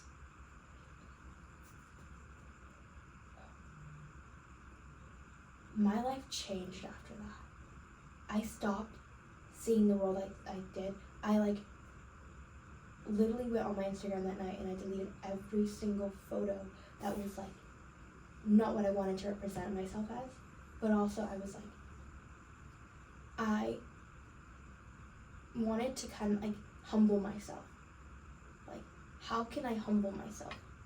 Like, make less of me and more of you, Jesus. Wow. Like, yes. I want everyone that meets me to know you, to know that I love you. Like, how can I humble myself? So, I don't know why, but after that, I changed pretty much just, my entire party wardrobe. So then, how can I humble myself? What do I love other than you, Jesus? My sorority. Literally next weekend, I went and I dropped it, and I said, I'm dropping. And they were like, well, you're on trial for 2 weeks, until you decide if you want to do it. I'm like, no, I'm not coming back to this. And I had stopped declining every party and invitation, and I was like, I can't, I gave it up for Lent, and then I stopped eating meat on Wednesdays and Fridays. Even beyond, just Ash Wednesday, I was, not eating, I was abstaining from that. And what I found was, I felt so much more connected to, my faith when I was, and so that same, whole weekend, I threw out every crystal, every tarot thing, every, divination, literally, even, my leaves on my, in my, the leaves on my room, I threw out it all, and all I had was a singular frame of Mary. And it probably, mind you, okay, also what's funny is, I have sleep paralysis. Chronic sleep paralysis. Yeah. After I threw out my crystals and all my occult stuff, I have not had a single sleep paralysis episode. No. My therapist is shocked. She thinks it's, but I'm not on medication for my sleep paralysis. Mm-hmm. So all that's kept me from having sleep paralysis is praying to God. I pray to God every single night, and I have not had a sleep paralysis. And also my scapular. I don't sleep without, my scapular's on me at 24/7. No. So, Mary has truly been, my my fun, if I know Jesus at all, it's because of her. If I kept with my faith, it's because of her. Her image has always been, imprinted in my mind. Mm-hmm. Okay. So, after that, I quit my sorority, and I start, this is where my conversion really happens. I'm on TikTok, and there's this Catholic veiling, and I'm like, what is Catholic? And the thing is, I grew up very in the Hispanic, where it's yes, but it was always the older women, the tias or the grandmas that would veil, and then And have not like the rosary, yeah. but not like people my age. And so then it was like, if anyone ever wants to shame you for bailing, just remember who did it first. And then it's a slide, and the first in the picture is Lily Mary. Mm. And I just go, oh my goodness. And I'm like, wait a minute. And then I start thinking about the perfect woman to exist. The most holy woman, the most kindest woman, like the most loving person. Like, and it's Mary. And not just that, she's even above the angels because she brought forth God into our world. she is like the queen of the and the angels and the archangels. Yes. Like We have a city called Los Angeles, Queen of the Angels. like Our Lady of the Angels, yeah. like so like San Diego is Juan Diego. Yeah. And so after that I think, and then my favorite just becomes Mary. And then out of sudden, like I think of like the kind of person that I want to be. Mm-hmm. And I started following a lot of like traditional like younger like Catholic girls, and a lot of them were like, I would want to, like, it was always in the comments like, I would want to veil but I'm scared to do it. And I'm like, you know what, like I'm scared but I want to do this for God. Like this Lent I want to be so about him. So I started veiling to class. I started veiling like everywhere. And I would get these insane stares. But it brought me so much more because when I would get these stares, like I would just shrink in like my veil and be like, and I would just like talk to God and talk to Jesus, and like that's where it began. And then after that I threw off, like literally I threw away all my clothes. Like I found so much beauty in the simplicity of things. And then from there I kind of just like never stopped. I kept reading books, and then Corinthians, when it really says like God wants you to veil, which I know. Yes, like, in 1 Corinthians chapter 11, yes. Yeah, I'm glad you know. Yes. And it just affirmed it for me that like this was a good, like this was a beautiful thing. And then I read about Proverbs 31. Yeah. Oh, Proverbs 31. Yeah. And Wait, not 33. 31 is the woman you want to be. 33. Because she wakes up 33. early. 33. No way. Yeah. Wait, I think it's because I'm on the. It's a Christian TikTok that showed me. No, it's Proverbs. So for Catholic, it's 31, 33. 33. Please educate me on the right. Head covering. Yes. I can manage to remember me in everything. In Wait, is it 31? It might be 31. It might be 31. Even if I handed them to you. And so I began to think about all the things. There's only 31 Proverbs. I'm so sorry. Yep. I knew it. Proverbs 31 women. Okay. So, what's my son and what's my womb? Give you not your strength to women. Okay. But then the thing is, like, it talks who about. can find a good wife, right? She's more precious than jewels, and the heart of her husband trusts in her. And she does him good not to harm all the days of her life. She seeks wool and flax and works with her hands, willing hands. And so in that, I started thinking of all the things that I wanted to be. And I started waking up. I already woke up early. Okay, sorry. Yeah. But I just made sure that everything that I did was in honor of Christ. And I think, and then what gave me strength and veiling was that Mary did it. She did it first. And so I wanted to, and also like the story about how when Jesus is like in his, passion for us, a woman with her veil wiped off. Yes, Saint Veronica. Yes, on the way we say in the Stations of the Cross. Yes. And after that, I found like such beauty in it, and I was like, wait a minute, like I just surrendered myself to Jesus. Mm-hmm. I was like everything that I am, everything that I will be, everything that you want, let it happen. Like, let it be your will. Father, let thy will be done. Mm-hmm. And that's where after that, I ended up coming to, a coffee house, and I, that was, my first, time, just seeing everyone, a lot of people. You were singing in Father House, You went to coffee house? Coffee house. Yeah, I went to coffee house. Where did you sit? Holy Ghost. Yeah, we saw cool. we saw Yeah. King of Billy tell us. Yeah. Cowboy hat. I thought Yeah. you were hick. Could not be. I from looked the picture. Mexican. No, you looked dope. Okay, thank you so much. Where did you sit? I sat next to Sophia. Really? Yeah. Yeah. Like on the. If you're looking at this, side. if you're from looking the stage, you're on the left side. Yeah. Yeah, on the left side. I didn't see you. Wow. That was. I was veiling. You were veiling a caveat? That's wild. That's pretty cool. I'm telling you, I was weird. Like. It's fine. But I think for me at the time, I needed that. I didn't care what anyone thought of me. Like, I wanted to like I was like, I kind of wanted to like focus so much on Jesus that it was like, because for a long time, I functioned under, I dressed to impress men. And whether it was a conscious thought or not, that was what I was doing. Like, and so for me, it was like, kind of, it's like, because again, my scrupulosity, I felt that I had to veil to atone for my sin. Oh, really? That's interesting. Yeah. Like, where, like, if I give him back my, if I get, like, I guess in surrendering, I was like, I want to do everything by the book.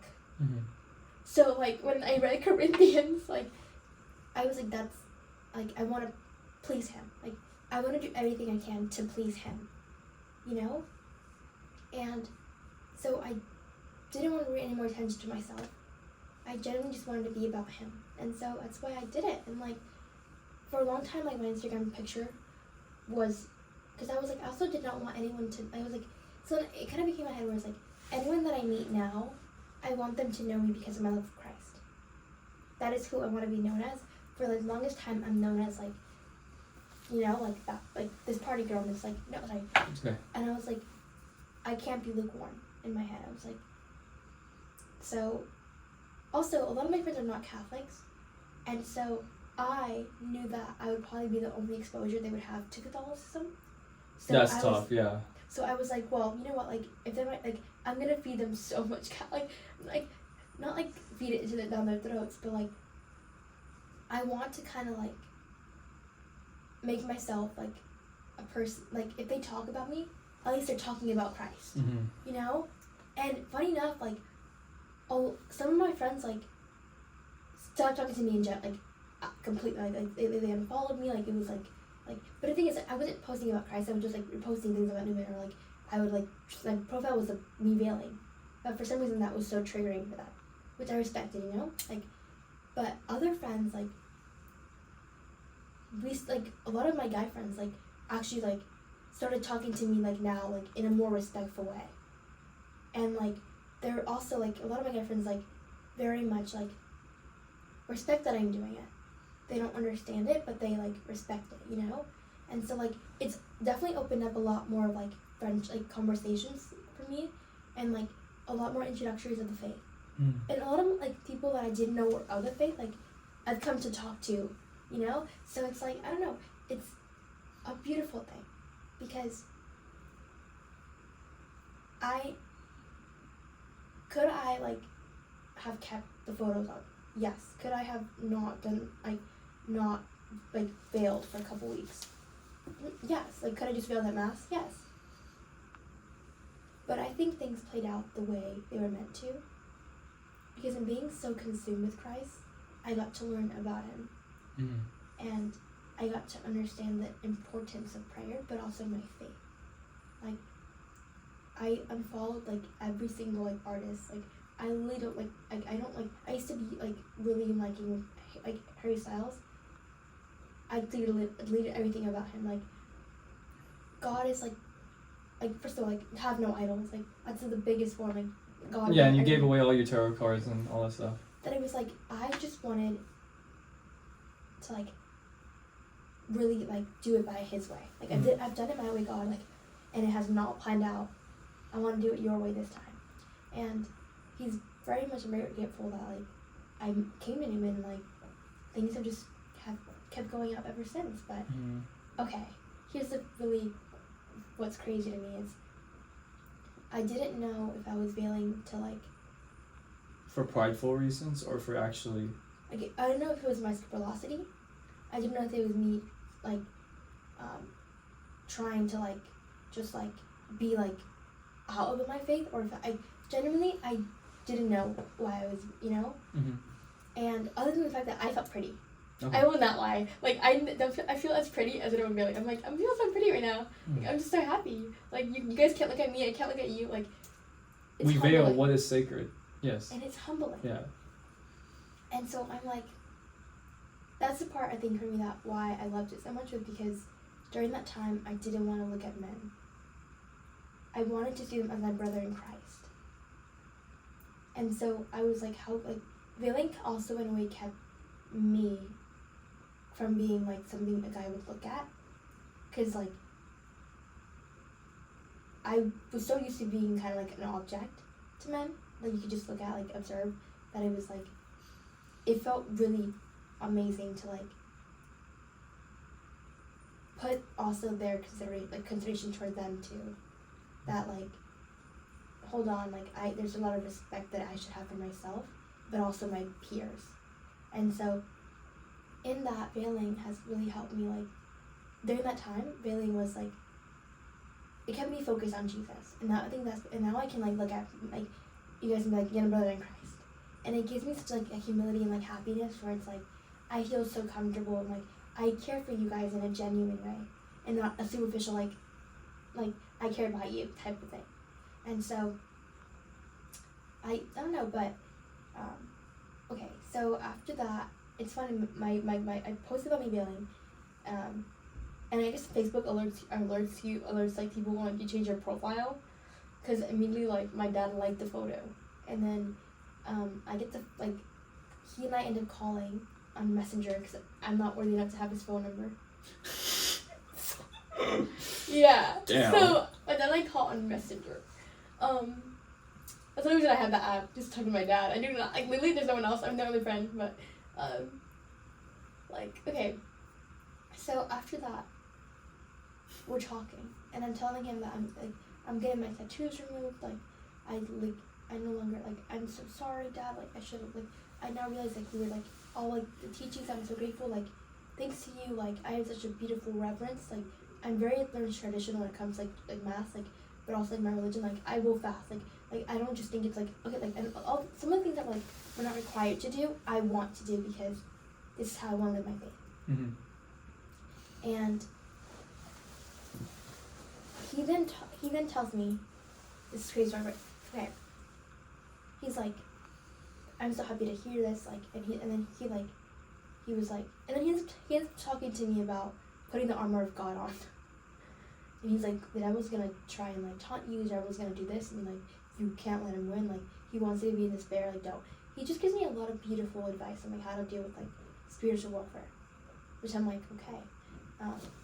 And then he kept, and then we actually had the beautiful conversation about Matthew, like his book, and like when Jesus is like saying like, if you have the faith of like, a mustard seed, like, and my dad's telling me the story, and it's just like so beautiful hearing him like kind of tell, like, obviously I know it already, like, you know, but like the beautifuls, but like I'm just letting him talk and tell me about it, and I never felt more closer to my dad.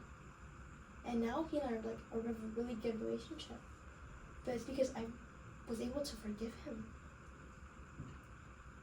And I have so much peace because I forgave my father. But okay, when we're talking, he starts telling me the reason why I did not try and stop you, he's like, I was gonna call you after like you boarded the plane. But he's like, that night I went to mass. I left on a Friday, so like he went to mass, right? And he's like, that night I went to mass, and I was gonna call you right after, and like, but he's like, but I just didn't want to like hit you, and I just did not want to like argue with you, and because he's like, had you kept talking, I would have like shut your mouth, like, and I was like, rightfully so. And then, he tells me this, that he started praying to God in the pew, and he's like, God, my daughter's so lost, like, my daughter's so lost, like, I don't know what to do, like, this is so, like, what's gonna happen to this girl, like, this girl, and he says that he very clearly heard a voice, tell him, don't you worry about her. I got her. She's mine. Do you not worry about her. I got her.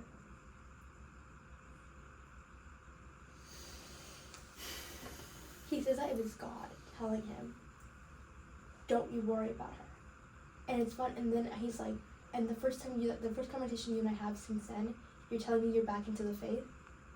Like, and he's like, I didn't call you because I knew that God was gonna do what his will. Mm-hmm. And the minute, as soon as I get back, what's the first thing I think about? God. Like, and that to me, like, it just affirmed that, like, he's not mad at me. He's, like, God knew everything that I would, and there's so much, like, relief or, like, as much as I can with scrupulosity, because it's a battle, but, like,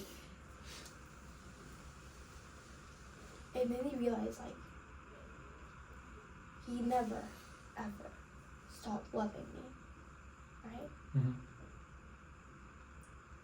And that, and, like, also, like, the phrase for, like, I knew you before, like, you were even, like Yes, that's the early Jeremiah. like, Yeah. he knew everything that I was going to do, and he still let me do it.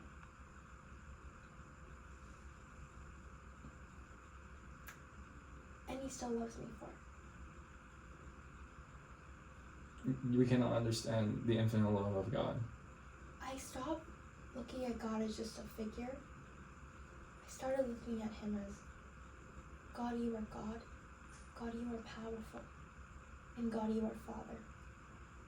You're my Father. In Spanish, we call him Dios, Dios, like, Padre, Mm-hmm. or Señor Padre. So it's like you still have, like, that Father, you know, looking at, like, love and, as, you know, and reverence, but also, like, you very much address him as God. Like, he's still God. Mm-hmm. Like, and ever since then, like, I truly, like, live, like, every morning I just want to dedicate everything to him. Like, I don't do anything, like, without, like, at least I try and, like, make him as proud as I can, but like, The fact that you very exist is he's already happy and loves you and very proud of that. I mean, I just, yeah, and the thing is, I want to argue and be like, but it's like, no, it's true. He loves every one of us, like, that, like, he doesn't love the way we love human love, because our human, like, love is, like, flawed. Yes. And, you know, he loves us, like, and the fact that, like, and then another thing, like, I was watching Father Sue, right? Yeah. And I don't know if you watched it at the time. No, I haven't. Oh my goodness, please do. Okay. Like, really, come over and I'll cook for you. We can, like, watch. Oh my together. God! Like, You always say like, this thing. I'll cook for you. Like yes, like I like. It's my love. Like, okay, not loving it just like acts of service and like. Acts of service, yes. Because I'm not good with my words, so like, I like. Mine is quality time. That's why. Ah! Quality time and The podcast. Look at that. You Yeah. should love like that. Oh. yeah. Mine's like, gift giving or like, acts of service. Yeah, completely far from me. Okay. I mean, extra service up there, but still. Acts of service up there. Anyways. Okay. So I'm watching Father Sue, and it's a really good story about like a guy who becomes a priest. But, like, Yeah. his little brother dies, and so like he gets angry at God, and like there's a statue of like the Sacred Heart of Jesus, and he just punches it, and like he starts like drinking, like he's very much a worldly man, like, and very much like lost in sin, and like I related a lot to his story, but what was crazy to me was he gets into this car crash. A little spoiler. He gets into this The movie's car like 2 years crash. old. Yeah, he gets into a little car crash, and he's losing consciousness, and he's like on the road, and he's like bleeding, Mm-hmm. and the person that appears to him is Mary, our Blessed Mother, and she's holding on to him, and he's like, and mind you, like he wasn't even like he was mad at Jesus. He wasn't even Catholic. And she's holding on to him. And she's like telling him like, and he's like, tell your son. And she's like, and like, he's just like angry right with him, right? And then he's like, tell your son like this. And she's like consoling him. She's holding on to him like he's the most precious thing in the world. And she's like, he died for you and your brother. like, and he just starts crying his eyes out, and like the entire time in the hospital, she's like there with him. And after that, he reconverts back into the faith. And it just got me thinking, like, of all, like, how beautiful she is. And the fact that, like, I'm able to get closer to her son because I have such a reverence to her. Mm-hmm. Like, the rosary keeps me connected to my faith, and it keeps me connected That's to so her. beautiful. Yeah. I feel like when I pray the rosary, I am truly holding her hand. You're such a little girl. Yeah, I need my mom. And Yeah. like, but also, for me, okay, before it was about getting the rosary done. Like, it became like a thing, like, do the rosary, and then, like, right? Now, it's more about actually thinking about every single word. Like, when I'm saying Hail Mary, I'm thinking about the angel Gabriel going to Mary.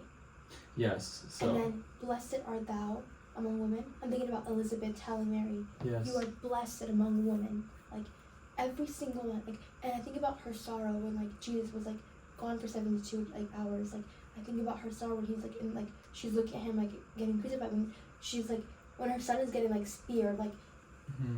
so it takes me, like, an hour to do the rosary. Oh, well, yeah. No, so the rosary is a meditative form of prayer. Yes. You are not supposed to speed through it. The whole point of the mysteries is that you contemplate through, like, you journey with Mary through Jesus's life, basically. And you say the So in silence? No. You what you're doing exactly. No, it could be out loud or in silence. But what you're doing exactly is perfectly what it is. I was just gonna say, 3 years ago, I was playing a game, and then I was like, I want to become Catholic. Yeah. And then I had my rosary, and then my friend was like, no, that's how they get to you. That's how they control you. And Aw. it's just so funny that Mary also showed me the way towards the Catholic Church. Where did you find? Did you have a rosary or? So my grandma, God bless her soul, my grandma died a few weeks ago, but may perpetual light shine upon her. My grandma had a rosary, and she prayed it all the time. And She was Catholic. She was Catholic. I didn't know at the time, though. I didn't know any better. I thought she was stupid because she was religious. Yeah, I didn't know any better. But she prayed the rosary, and I knew the basic form of the Hail Mary, but, like, I didn't know what it was. I didn't know what it was about. I mean, I don't know if you heard me say this, but I might get canceled for this, but I thought Mexicans were a little silly because they said they were Catholic and they had Our Lady of Guadalupe, and I was like, you guys worship Mary, stop the cap, like. Because if you don't know, you think it's adultery. Yes. Yeah. And I don't blame you but for I was it. acting as if I was Christian, act like I knew better than, like, as if I knew the first and second commandments, like, you shall not strange gods before you. Like, yeah, I didn't know that, but I'm acting like I'm better. Anyways, so. No, you're just a little jealous. Secretly. Okay, sure, I guess. You just want to be us. Like, Okay. It was Okay. misdirected, okay? Okay, sure. You can't get offended about something that doesn't matter to you. So you asked me over text, like, how did Mary help me? Yes. So here we go. Number one, it's actually funny. Last Sunday, what, you know what feast day last Sunday was? Pentecost. Yeah, but do you know what the day also was for? The feast day.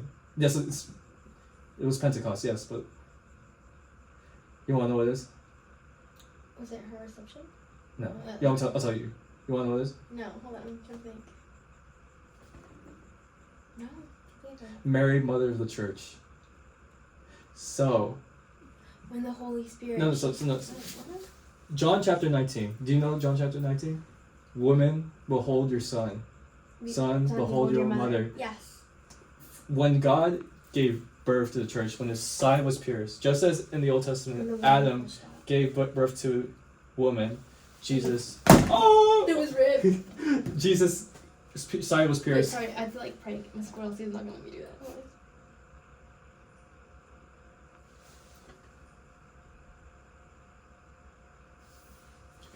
Sorry, I'm really weird. I'm like. You're really, fine. really You're weird. fine. Okay. Jesus, blood and water. The blood symbolizing the baptism of martyrdom and desire. Oh, just martyrdom. And water is symbolizing the actual baptism of water. And he gives birth to the church. But when he says, behold your mother, St. John, he writes it as throughout the Bible, throughout this gospel, he says, the disciple whom Jesus loved. Yes, it's Saint John. The scholarship says it's Saint John, but like almost nearly without a doubt. But It's his favorite, if anything. he put that so that you might be able to put it in, and the idea of you being in that moment, you got to behold Mary as your mother, like that is when you have to realize like she is more than just a woman who gave birth to God. Yeah. Well, actually, that itself is She was born without original sin. that is insane. The fact that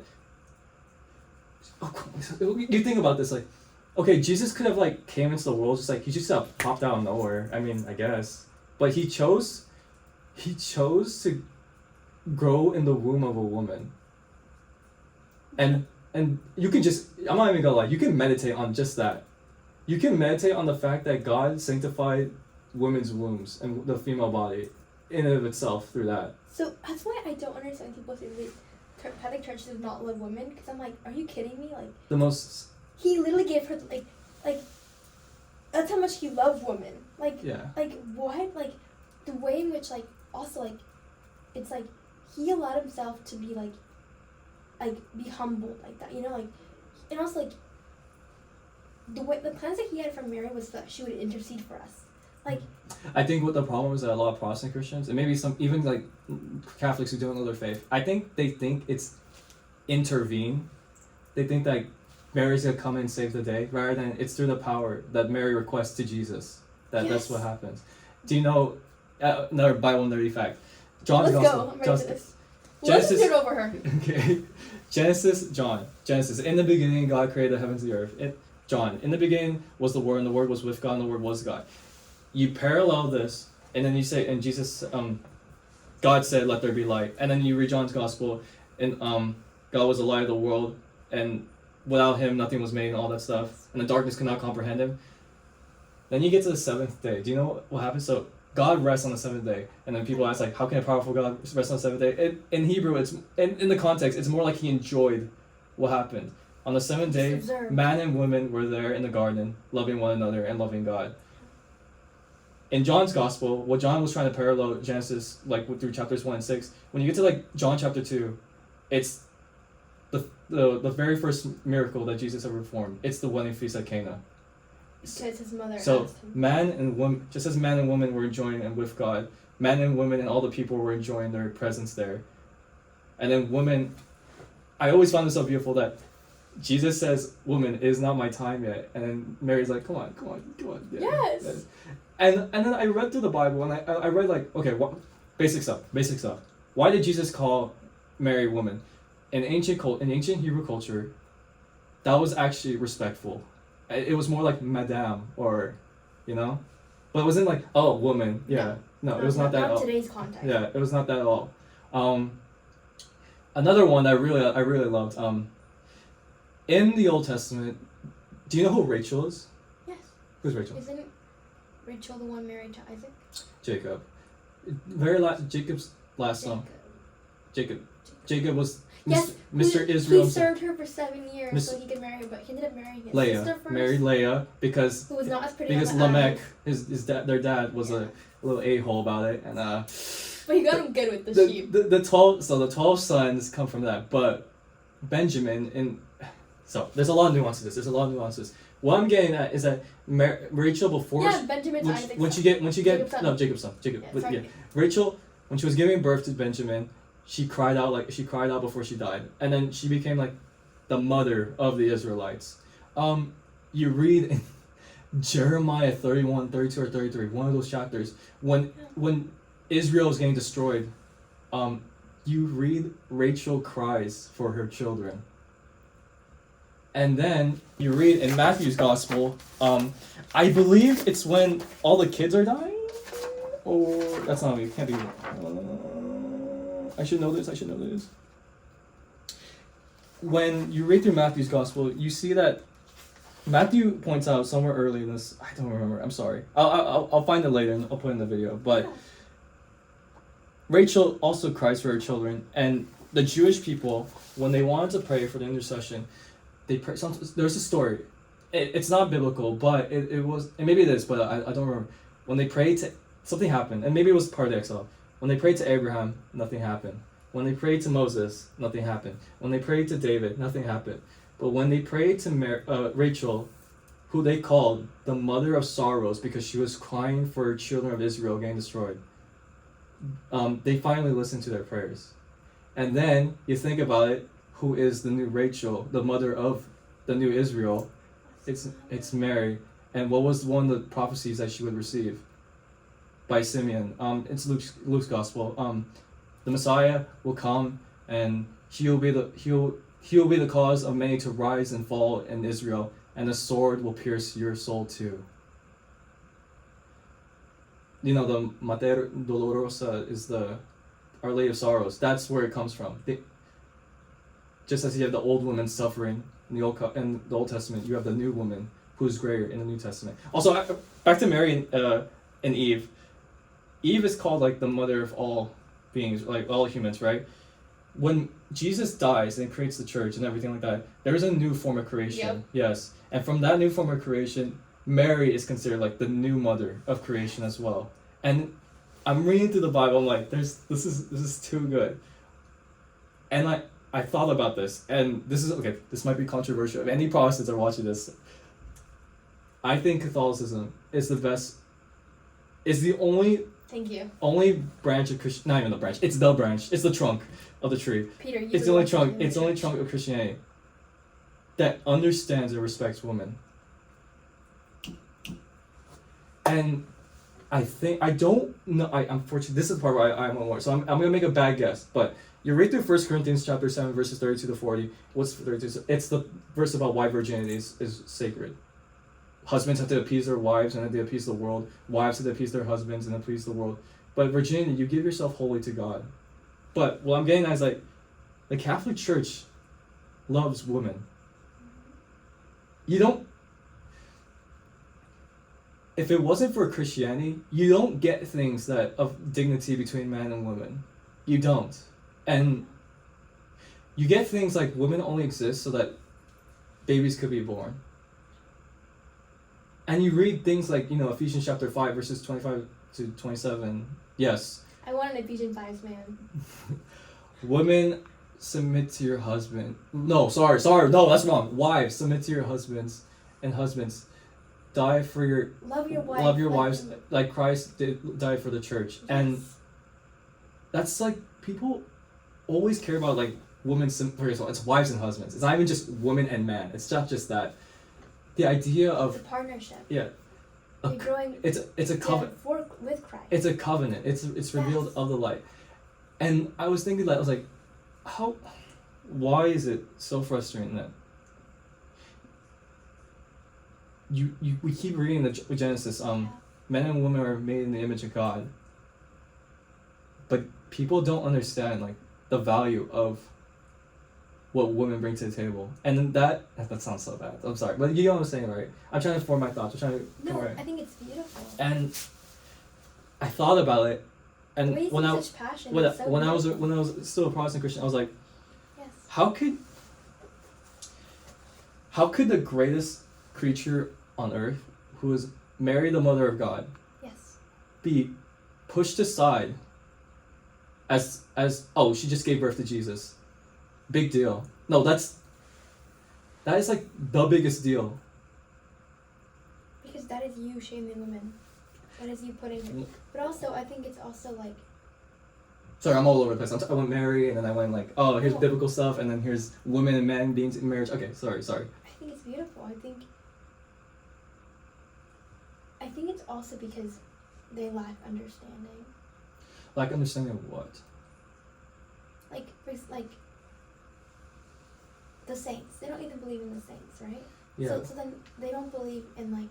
So like even if you explain to them like the Divine Mercy, like the Diary of Saint Faustina, they wouldn't believe in it. Yeah. Even if you explain to them like all these beautiful proofs that we have in the Catholic Church, like with like the Eucharist and like the miracles, like even the apparitions. Even Our Lady of Guadalupe, her tilt that won't burn like acid. Oh my gosh, we can talk about this. Let's talk about this. Yeah. Okay. Like Okay. I think the biggest for me confirmation of I mean, first of all, like she Mexico, we Okay. were under like paganism. So let's talk about this for a second. I have a big devotion to Our Lady of Guadalupe. Mine is all, yeah. James chapter 5 verse 16, the prayer of a righteous person is very effective. And it's just what happens. Okay, history. Yes. Protestant Reformation. A lot of bad things are happening in the Catholic Church. The Catholic Church is corrupt. We agree. But there's also politics involved with European states and European princes to break away from the whole of the Catholic Church with like Monarchy. the systems and all that stuff, right? So the Reformation happens and like 1 million people break away from the Catholic Church. Yes. I find this so hilarious that on the other side of the Atlantic Ocean, Mary appears and then another 1 million people convert to Catholicism and then resupply, put back the number up for Catholicism back to where it originally was. And again, like Protestant Reformation, it was just politics of its time. And yes, there was corruptions in the Catholic Church, but we didn't need to break off from the church. Jesus only has one bride, and Jesus prayed that the church would be one, just as he and the Father are one. And that, it's just... Let's get into Mary. Let's get her earlier Guadalupe. Okay, so... So, like, that to me is baffling because it's like, you're so right, like... But the thing is, because I feel like, for me, it's like... Because they lack the understanding of the saints and, like, and how they intercede for us, they... I also think... Actually, if they're so biblical, like, Revelations 12, when the woman appears... And then we'll crush the serpent's head. And it's just like... They ignore it. Like, I truly think they ignore it. I've actually heard interpretations that the woman was the church. Or the woman was like a symbolism of Israel, like giving birth to Jesus. But by the way, St. John, when women behold your son behold your mother. This is actually good evidence that Mary is a virgin because Jesus is going to die. He's the only son of Mary, so no one can take care of Mary. And in that society, if you were a woman, you needed someone to be taken care of. Jesus doesn't have any siblings, like brothers. He has cousins, but they don't. Saint Jose, Saint Joseph. Yes, but John gets the special treatment to take care of her. She's probably, we don't see it in the Bible, but like Saint John's probably talking with Mary for the rest of her lives until the very end. Yeah, and it's just like, Saint John is seeing the revelations of history unfold. And he sees in heaven the woman clothed with the 12 stars, on the head, and the serpent on her feet, which goes back to Genesis 3:15 of the God saying between woman and Satan that they will put a battle between them, and the seed of woman will crush his head, and it's just like, who is the seed? The word like. But I think okay, for me this is like a thing where it's like. Her soul appearance with her flowers converted 10 million, like... It was 10 million. 10 million. Okay. In Mexico. Yeah. Like 10 million people with just one appearance, right? But here's the thing is, I read somewhere where the next battle between with like Satan and God is going to be about marriage. Yes, it's already happening with the family, yes. With the family. And to me, it's like a lot of the saints that like have reverence to Mary, right? Like they the devil fears Mary, and that's why I feel like that is the biggest reason why people like dislike her so much, because like he influences that. Oh. Because think about it, she will crush a serpent's head. Like he's scared of her. Like and every single I like to research a lot on the saints, and whenever they were tempted by Padre Pio, whenever he would Satan would try to attack, literally physically attack him. Yeah. What would he do? Get the rosary. He would immediately, upon a Hail Mary, he would flee. Yeah. Because he is so afraid of Mary. And another thing that I think about all the time is this cool little I heard it in a homily once where it's like God is talking to Peter. I don't know if you heard tell this already, but okay, God is talking to Peter, and he's like, Peter, I gave you the keys to my heaven. Yeah, kingdom. Yes. What is why are there so many people here? And Peter's don't look at me. I tried my best to make it very very hard to get in. But every time I close the door, your mother opens the window. What? Yeah. Oh, that is beautiful. What? That's actually, wow. So. Wow. I do a lot of my and then when I think about Mary, whenever we say a Hail Mary, when we give it true devotion, Jesus. So, it was a saint, Saint Therese.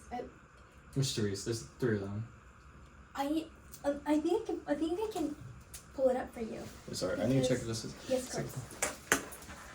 We are still recording. I want to pull this up for you because I think it's so beautiful. Like I spent on my Instagram is either like just Catholicism, like Wow. both of them, like, because I tried my very best to make sure like all I'm consuming is like, I don't want to be of the world. I want to be like, I just want to know my faith, you know. Yeah, But, yeah.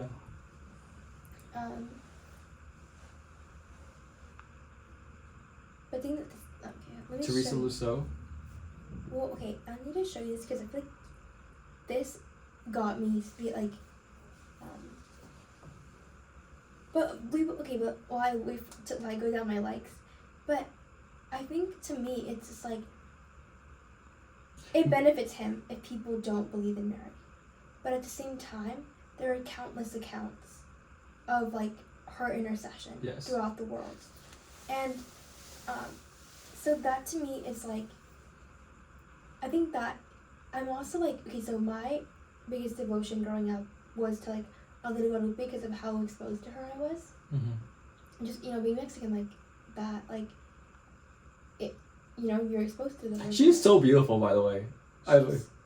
She's stunningly gorgeous. But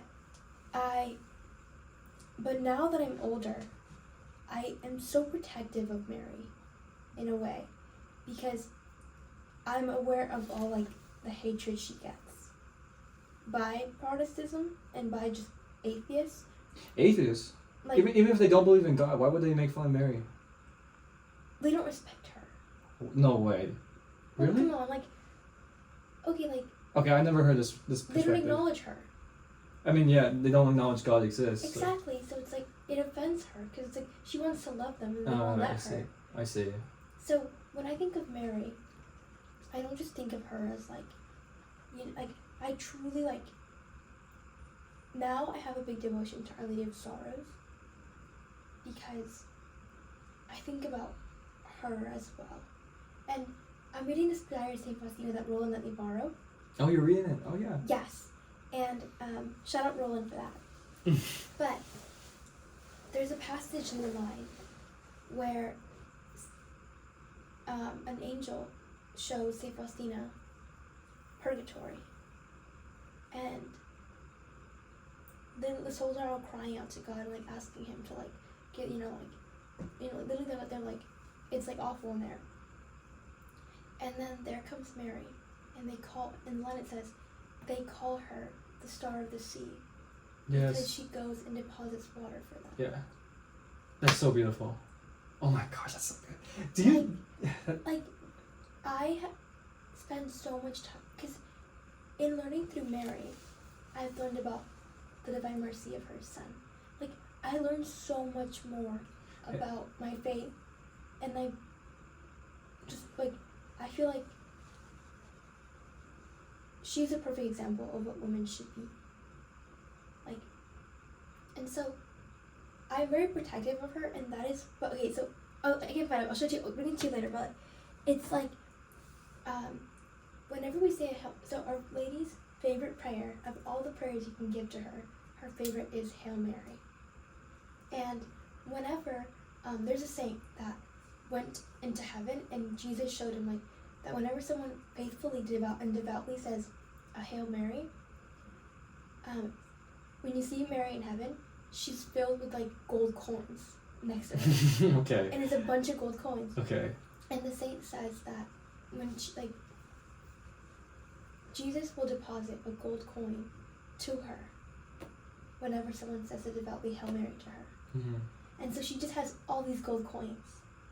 And I was joking with Will, and you were both like, we probably just have given her only 5 in our lifetime. Wow. Because, like, I see Mary all the time, but am I devoutly saying it? Like, am I taking into account every single word? People, and the thing is, like, I don't leave Mass. I refuse to leave Mass.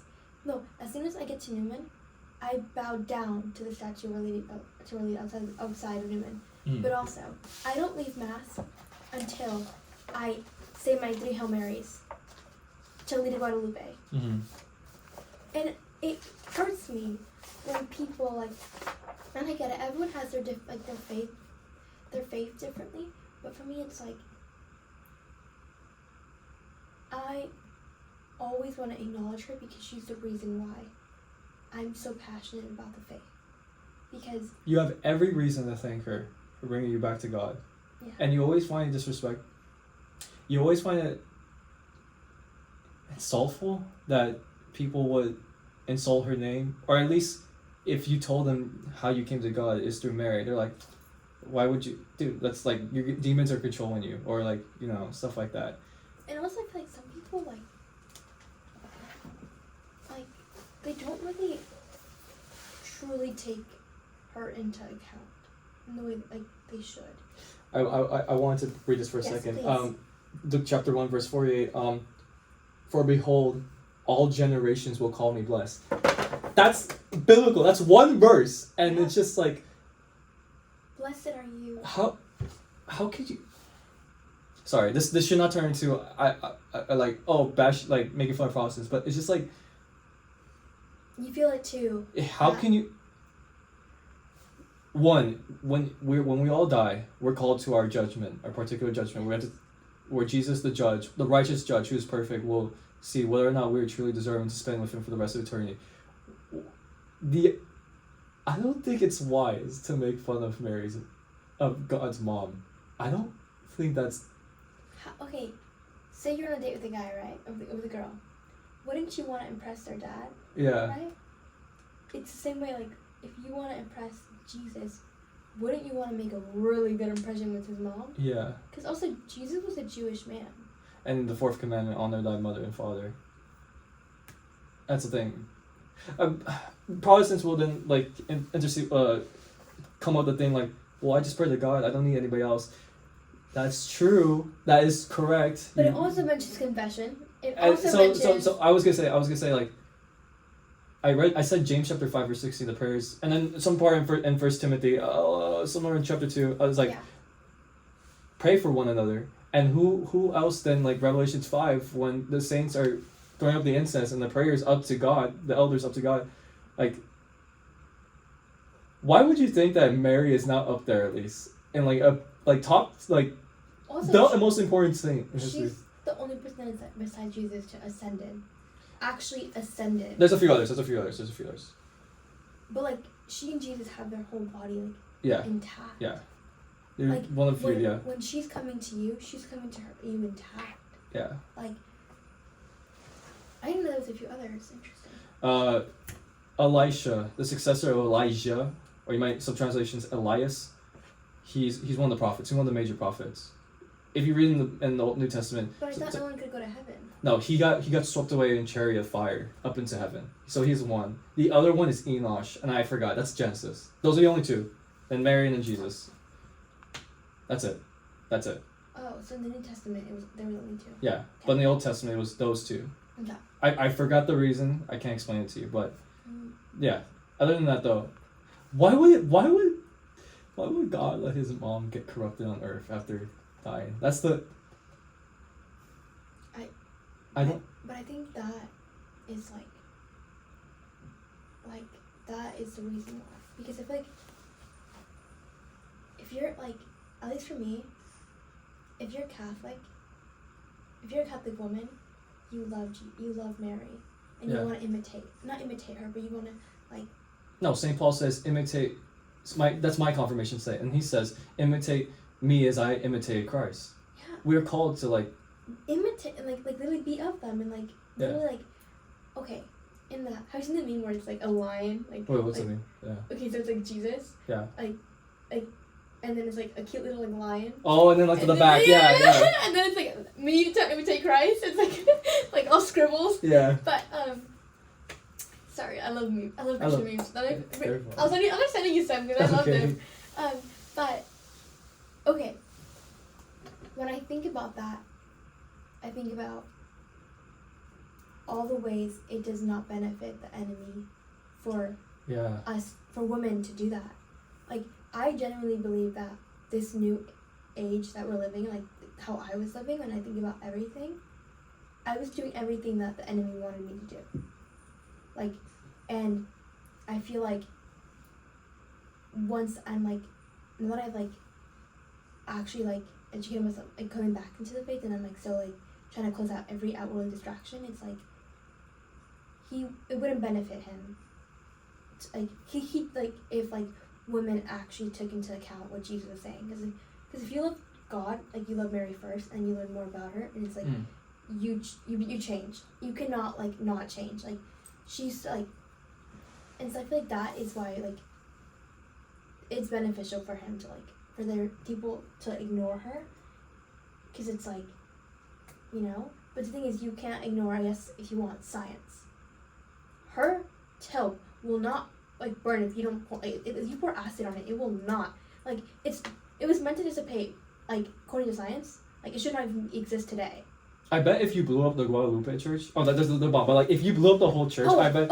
Yeah, I know about the bomb. Yeah, it was in. Yeah, I know. The crucifix went in front of it. Yeah. Jesus let himself get bombed. Yeah. Before he allowed his mother to get like touched. Yeah. In Notre Dame, like there's so many like also like there were so many apparitions of Mary. She like. So Guadalupe is your favorite. I'm sorry, I just want to talk about. I'm getting all passionate. I'm sorry, I'm interrupting you, but Guadalupe. Do you know the others? Fatima. A Lady of Fatima. Yeah. A Lady of Lourdes. A Lady of Carmel. A Lady of Sorrows. Yep. And then. Do you know the other ones? There's a lot. There's a lot.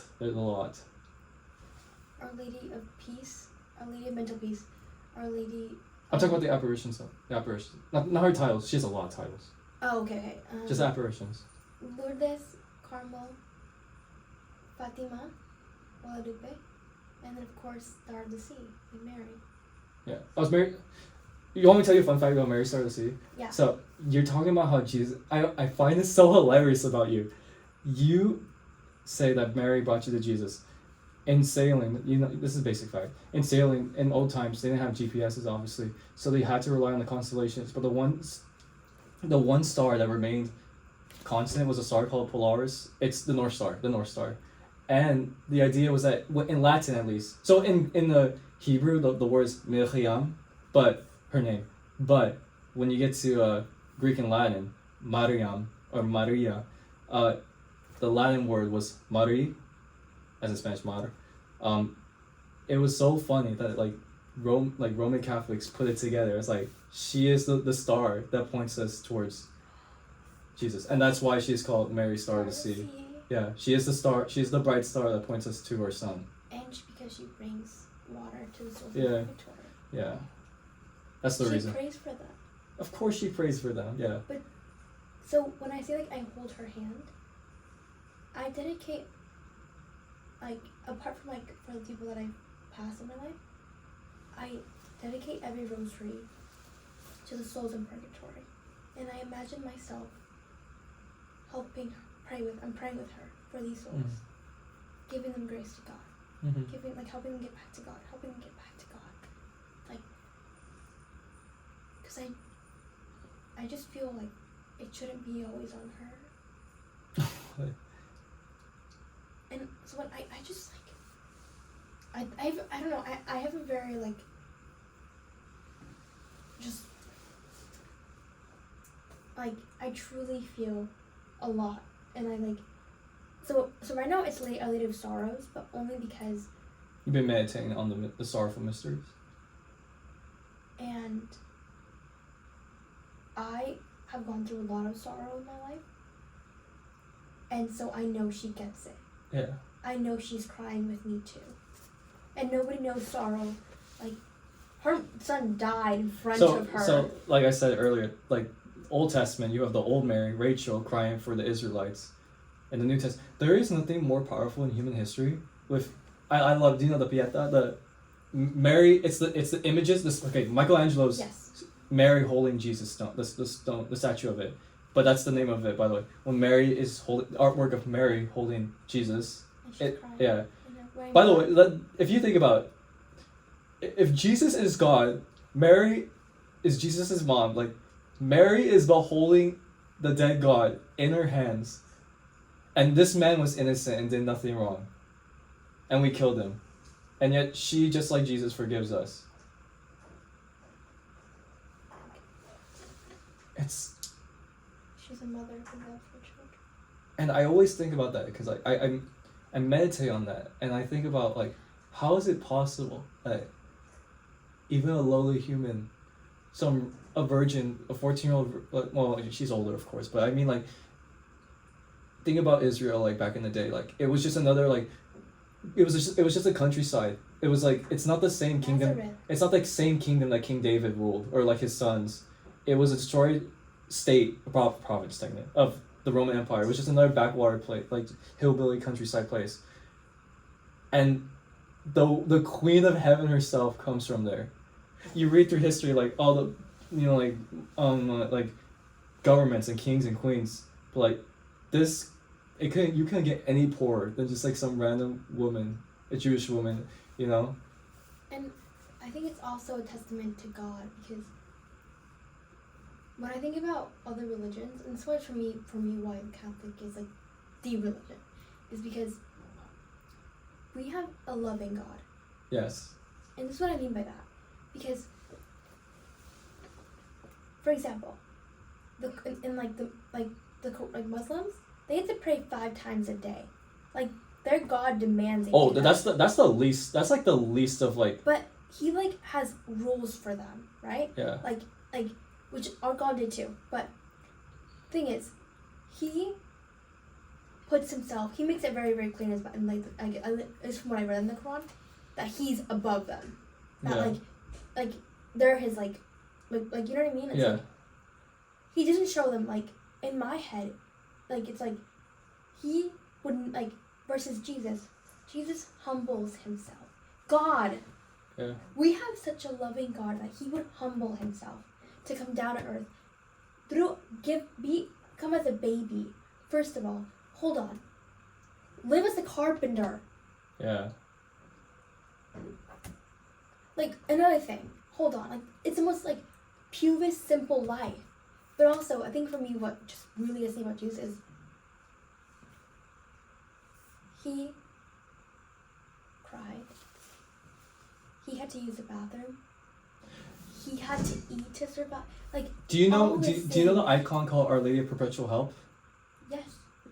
Do you know how the image is? She's like this. Oh, sorry, like this.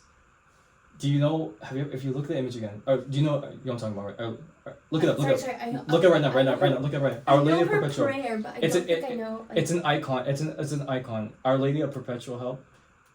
I'll show you right now. We've been talking for 2 hours, by the way. oh my goodness. It's fine. Let's go on for 10 more minutes. Yes. Yeah. Okay. This is great. This is normally how they. Do you know this image? This or no? I don't think I've ever seen. You've it never in seen this? church. This is in my church. This is in my church. Oh. So the story goes, the kid Jesus, he was having a nightmare of his crucifixion that he will eventually have to do. So he starts running towards, in the hallway or whatever in the house, and yeah, you have Michael, and is that Michael? I can't read Greek. Gabriel or Raphael? One of them is Michael and Gabriel. Okay. Cross and like the sword, the lance. I guess like it's the offerings, but I forgot. But if you look, sandals. What the story goes that it's from tradition, so it's not biblical. But if tradition's true, the legend goes that Jesus tripped and he started like crying and everything like that. But then Mary found him crying and everything, like, and picked him up. And you see how like Jesus is scared, like you've seen the archangels, but Mary is calm and trying to console his son. And that's the story of one of the most famous. His hand. Yeah, it's one of the more famous icons of Jesus and Mary. And look, the angels are giving her a crown. Yeah. Like, I just to me, it's like also. The most recent we've seen like Our Lady is through Fatima, right? The words of, do you know of oh no, Our Lady of Kibeho. Do you know Kibeho? Mm-hmm. She appeared in oh my gosh, the Congo. And do you know what's happening in the Congo? Mm-hmm. The 2 tribes of Ibu, I can't pronounce them, I'm sorry. But they're genociding one another. But Our Lady of Kibeho warned them about the upcoming genocide that was gonna happen to 3 kids. Just like you can look up. If you don't look it up right now. If you think I'm lying, if you think like think I'm lying, I don't think you're lying. I'm just like. I'll spell it for you. There's another operation. Yes, and it's more recent. This was the 80s. Oh wow. This is actual like, it's a Catholic. Wow. Here it is. Here it is. Also known as Our Lady of Rwanda. Is it Kibeho? I should know. Rose of Rwanda. Yeah, bordered by Uganda, Tanzania, and Republic of Congo. So it's not actually. Sorry, I don't know my geography. I should know better. But look this lady up. Look her up. Yep, small southwestern village in Africa. She warned them about the genocide that was gonna happen.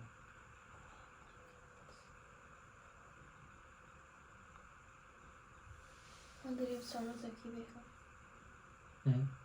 Does it even show in the native language? Oh, it shows in French, but they have it also in the native language.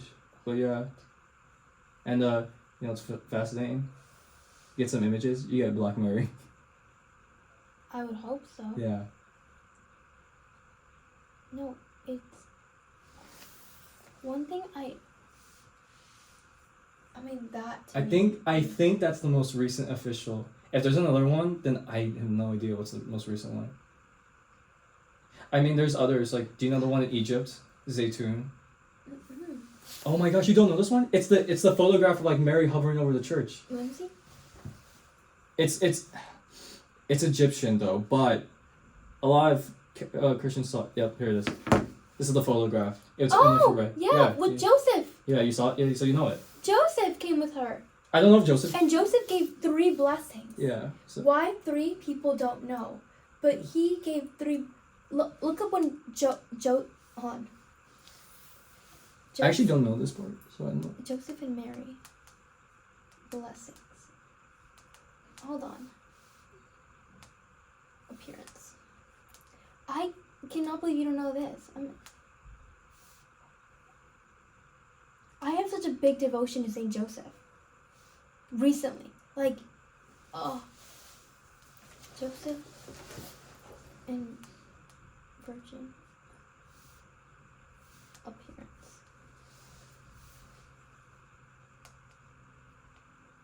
She's not here.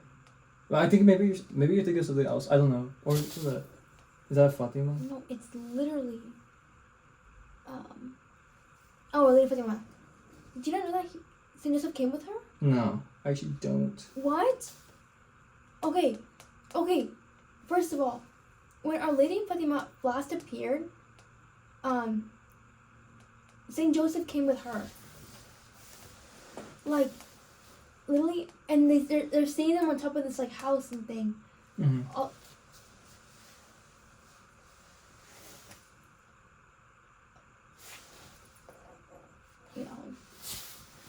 Oh wow.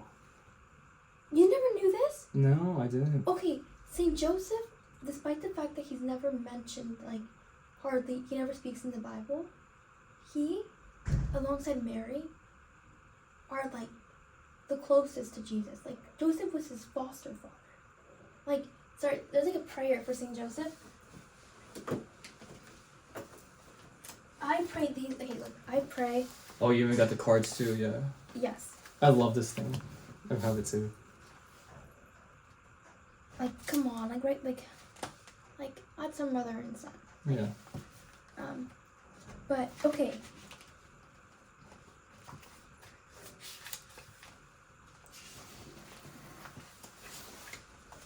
When I'm praying, there's so much that Saint Joseph is quoted with, and a lot of it is like purity. And also, Saint Joseph, if you're ever having a nightmare, pray to him, because Saint Joseph, terror of demons. I love that title. That's such a badass title. Oh, and he's like, also when like God would speak to Joseph, it was when he was sleeping. Yeah. That's when the Holy Spirit would come to him. And he dreamed about leaving because the massacre of the kids was happening. God loves Joseph and Mary because what they do. They took care of him. They always. What are you trying to say? Well, God loves them because they always listen to His word. Yeah. Jesus loved them because He got raised by them. Yeah. Like, but there is this beautiful.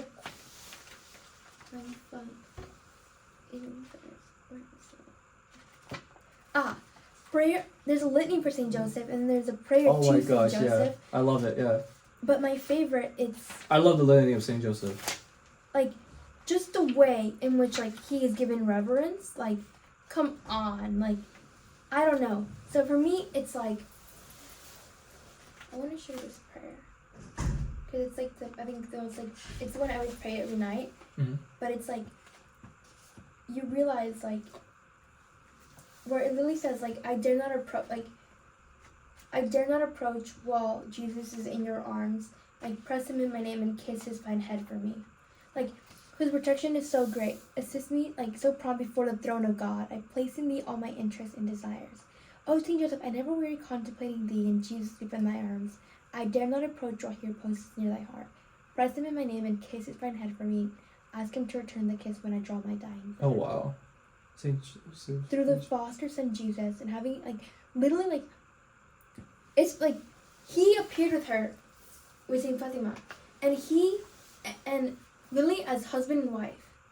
And it's funny because in the age where marriage is gonna be a big struggle, he came down in support with his wife, like, and gave 3 blessings. Yeah. People argue what they don't know what it was. Like, it could be like Father, like for the Father, Son, and the Holy Spirit. Yeah.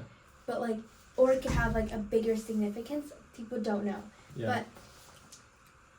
But I'm starting to learn so much more about the Holy Family. Yeah. So like. We're going for 2 hours. We're going way too long. But Yeah, it's fine. Okay. No, this is my longest episode. My longest episode. Looking forward to it. Okay, cool. But Yeah. Any last thoughts? Sorry. I'm not like I'm rushing you. I'm sorry. No, I think it's perfect. That's why I think it's amazing that like you guys, well, for one, you already have a good, incredible devotion to Mary. So like, you already pray the rose. I see you pray the rosary, like. Yeah. Like, and then also you're in like men's group, and you guys pray Saint Joseph prayer. Yeah. And It's like, the litany to Saint Joseph, right? Yeah. Oh, it's a litany. It's the one, yeah. The Oh, Tarot that is Demons, yeah. beautiful. Yeah. I love that prayer, yeah. Like, it's like you're double protected because you got the Tarot Demons by your side. Yeah. But you also have our Blessed Mother.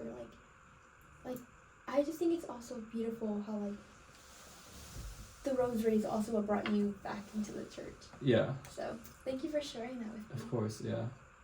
Do you want to do a quick Hail Mary? Oh, just a Hail Mary. Yes. Yeah. I just actually just pray in the name of the Father and the Son and of the Holy Spirit. Amen. Hail Mary, full of grace, the Lord is with thee. Blessed art thou amongst women, and blessed is the fruit of thy womb, Jesus. Holy Mary, Mother of God, pray for us sinners, now and the hour of our death. Amen. Amen. Actually, let's add in quick. Saint Joseph, pray for us. Saint Joseph, pray for us. Oh my gosh, that's it. Yeah, that's it. But thank you so much for coming. Jesus, Mary, and Joseph, pray Jesus, for us. Mary, and Joseph, all 3 of them, and all the angels and saints, and our confirmation saints, Saint Dipna, And Saint Peter? Saint Paul. Paul. Wait, Paul wrote the letter to the Romans. Yes, he did. Paul's one of the reasons I became a Christian, because I read through the Bible. Yeah, that's why he became like. Also, my name is Apollo. Yeah, so I totally feel like you were meant to be Catholic. Yeah, no, like, stop. Like, you know what I think is crazy? What? Your grandma was probably praying for you, and my dad was probably praying for you. Like, convert, sinners, repent. That's so funny. Well, MJ, thank you so much. I really enjoyed your story. I hope so. yeah. I feel like it's time to All the guests I have are amazing. I love everyone. I watch a little bit. Actually, I need to end this right now. It's so long, but yeah.